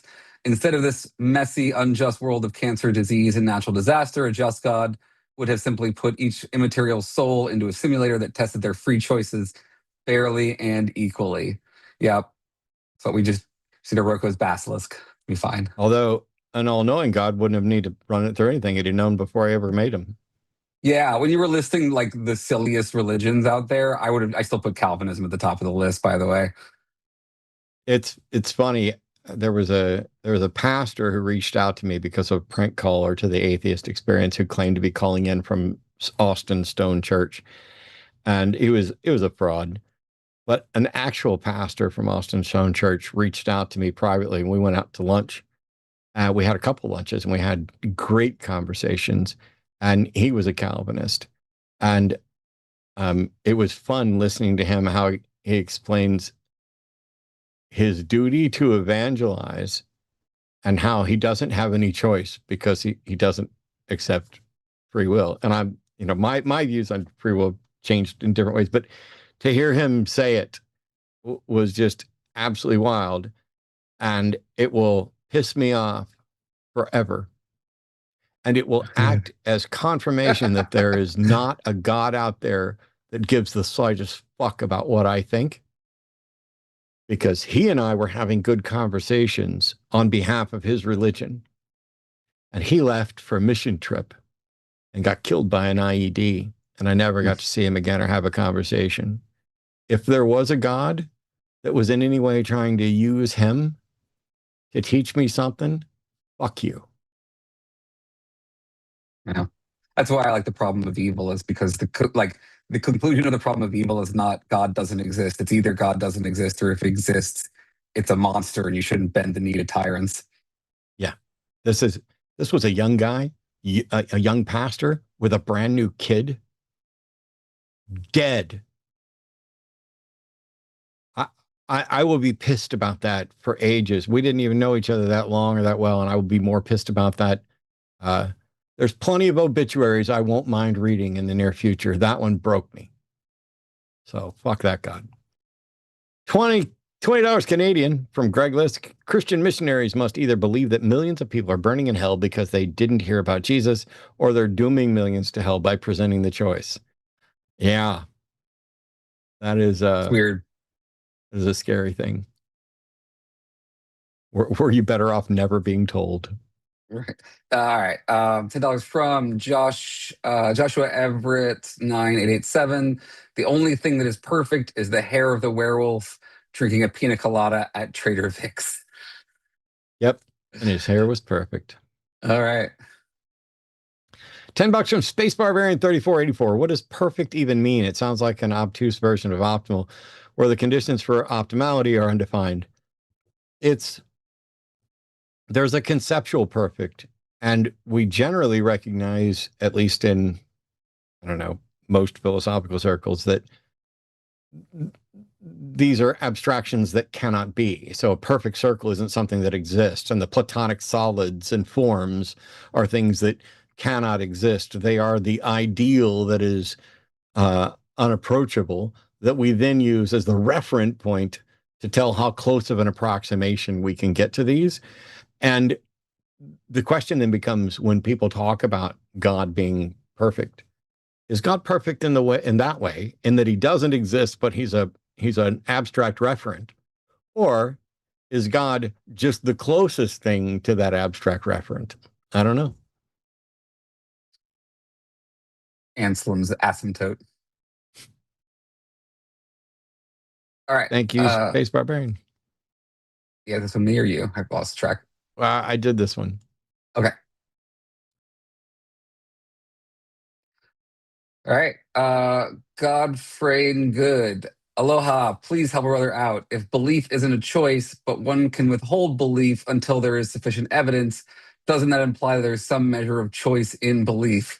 Oh, I don't want to drag us back to Dostactic voluntarism. I will say, Matt, I am sympathetic to your view about a lot of beliefs. I do think we overestimate the degree to which we have any control over our actual beliefs. I just think that probably there is technically situations in which some people do,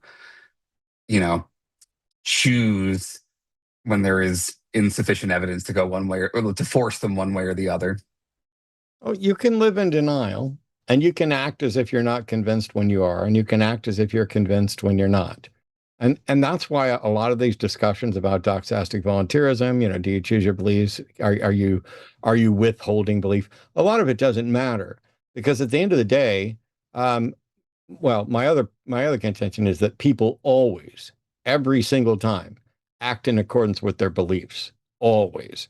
However, you can believe a number of different things, and when they potentially overlap, you may be acting on behalf, like, I believe it's wrong to steal, except when this circumstance. And so if you see somebody stealing, they're acting with a belief that they have prioritized over that other one. They still mean what they say, that generally this is wrong.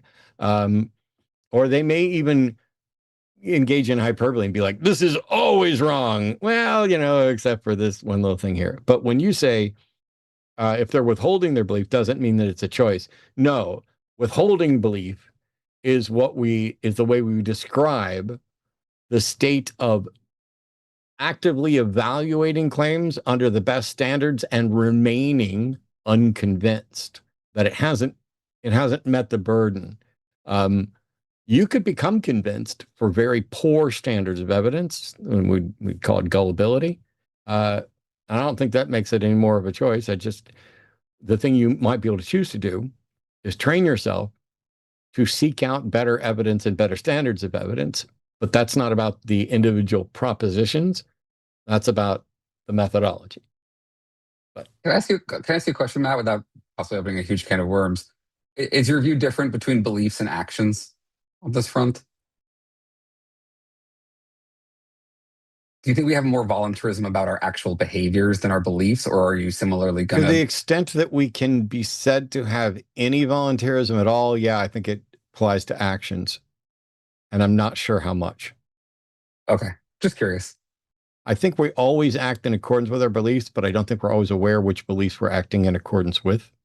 Sure. I don't think that we have, obviously don't think we have like libertarian free will.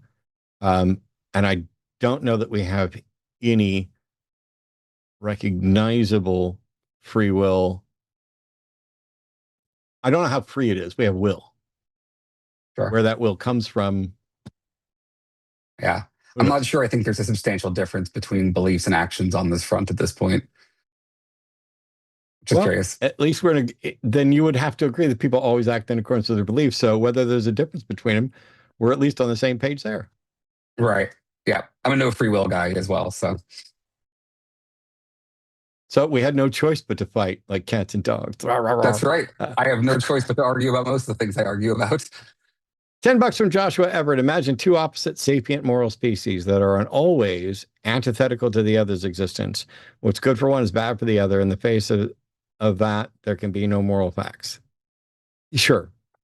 I just think there's different moral facts about the different species that derive from more general moral truths that apply to all of them. Obviously, you're going to find your own way to that answer, but yeah.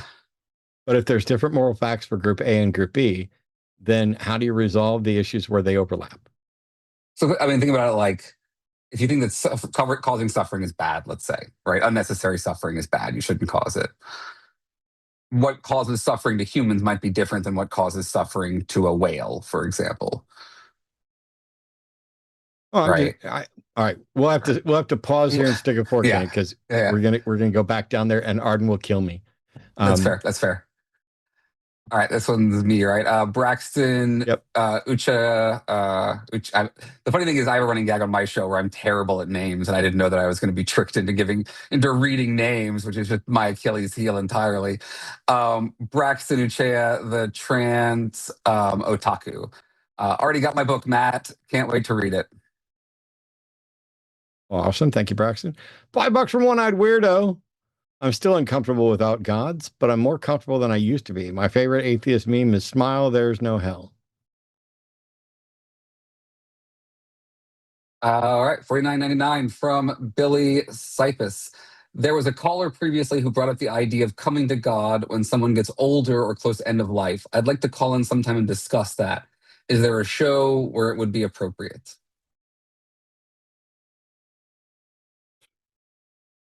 That's a you question. Yeah, I'm thinking. Let's see if we can do it like let's see if we can do it on one of my shows when like Shannon's on, when maybe there's a representative from the Psychotherapy Project, something that gets into more expertise in the psychology of dealing with end of life stuff. And for all I know, I'm about to lose my mind and I've already lost a portion of it. But I have no expertise in that. So I'm just telling you what I think.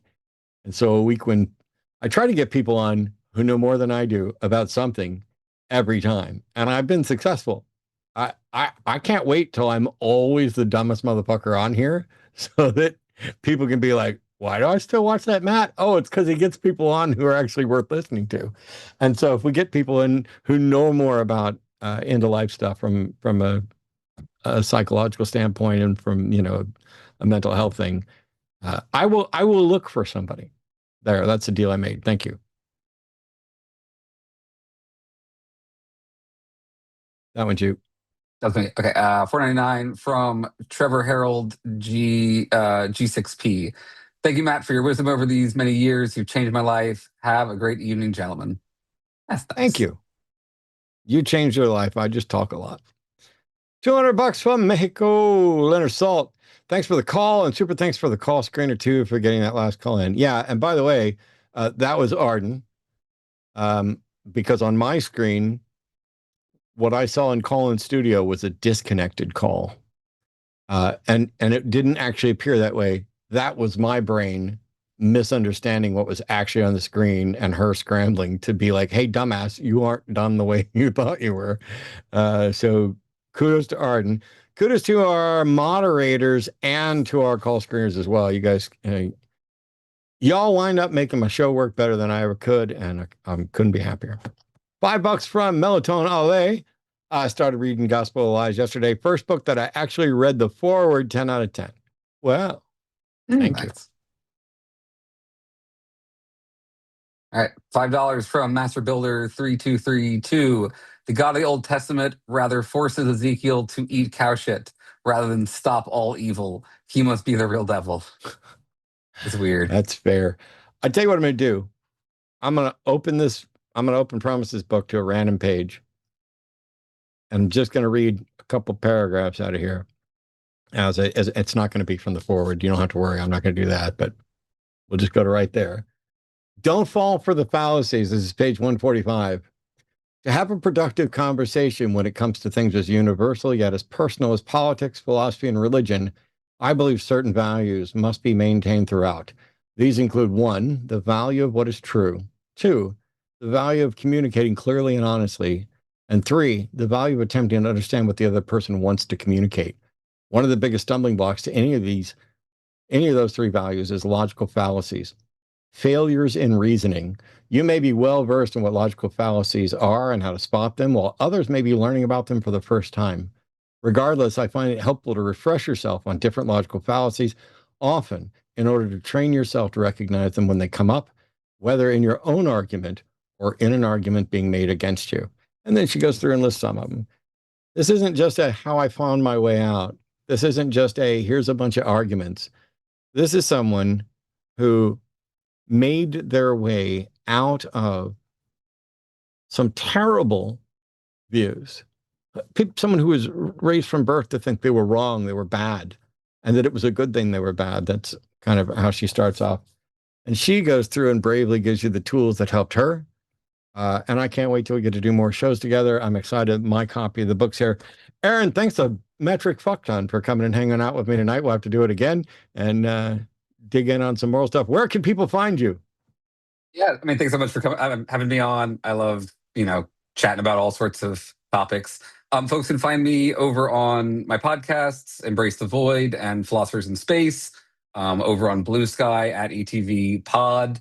And I'll mention I have a book coming out next year. Thankfully, it's not about moral realism, so you might actually enjoy it, Matt. It's about how everything is luck and how to understand the nature of luck in a way that breeds compassion and humility and empathy, and why, tangentially, things like why belief in God is harmful. It comes up in there. So, yeah. Well, best of luck with the book. Thank you to everybody for tuning in. Don't forget patreon.com/calltheline, linemerch.com. And there's other shows coming up all throughout the week, including Transatlantic Call-In Show tomorrow, and they will have a schedule update for you on all the other shows. So you have to tune in. You can't miss it.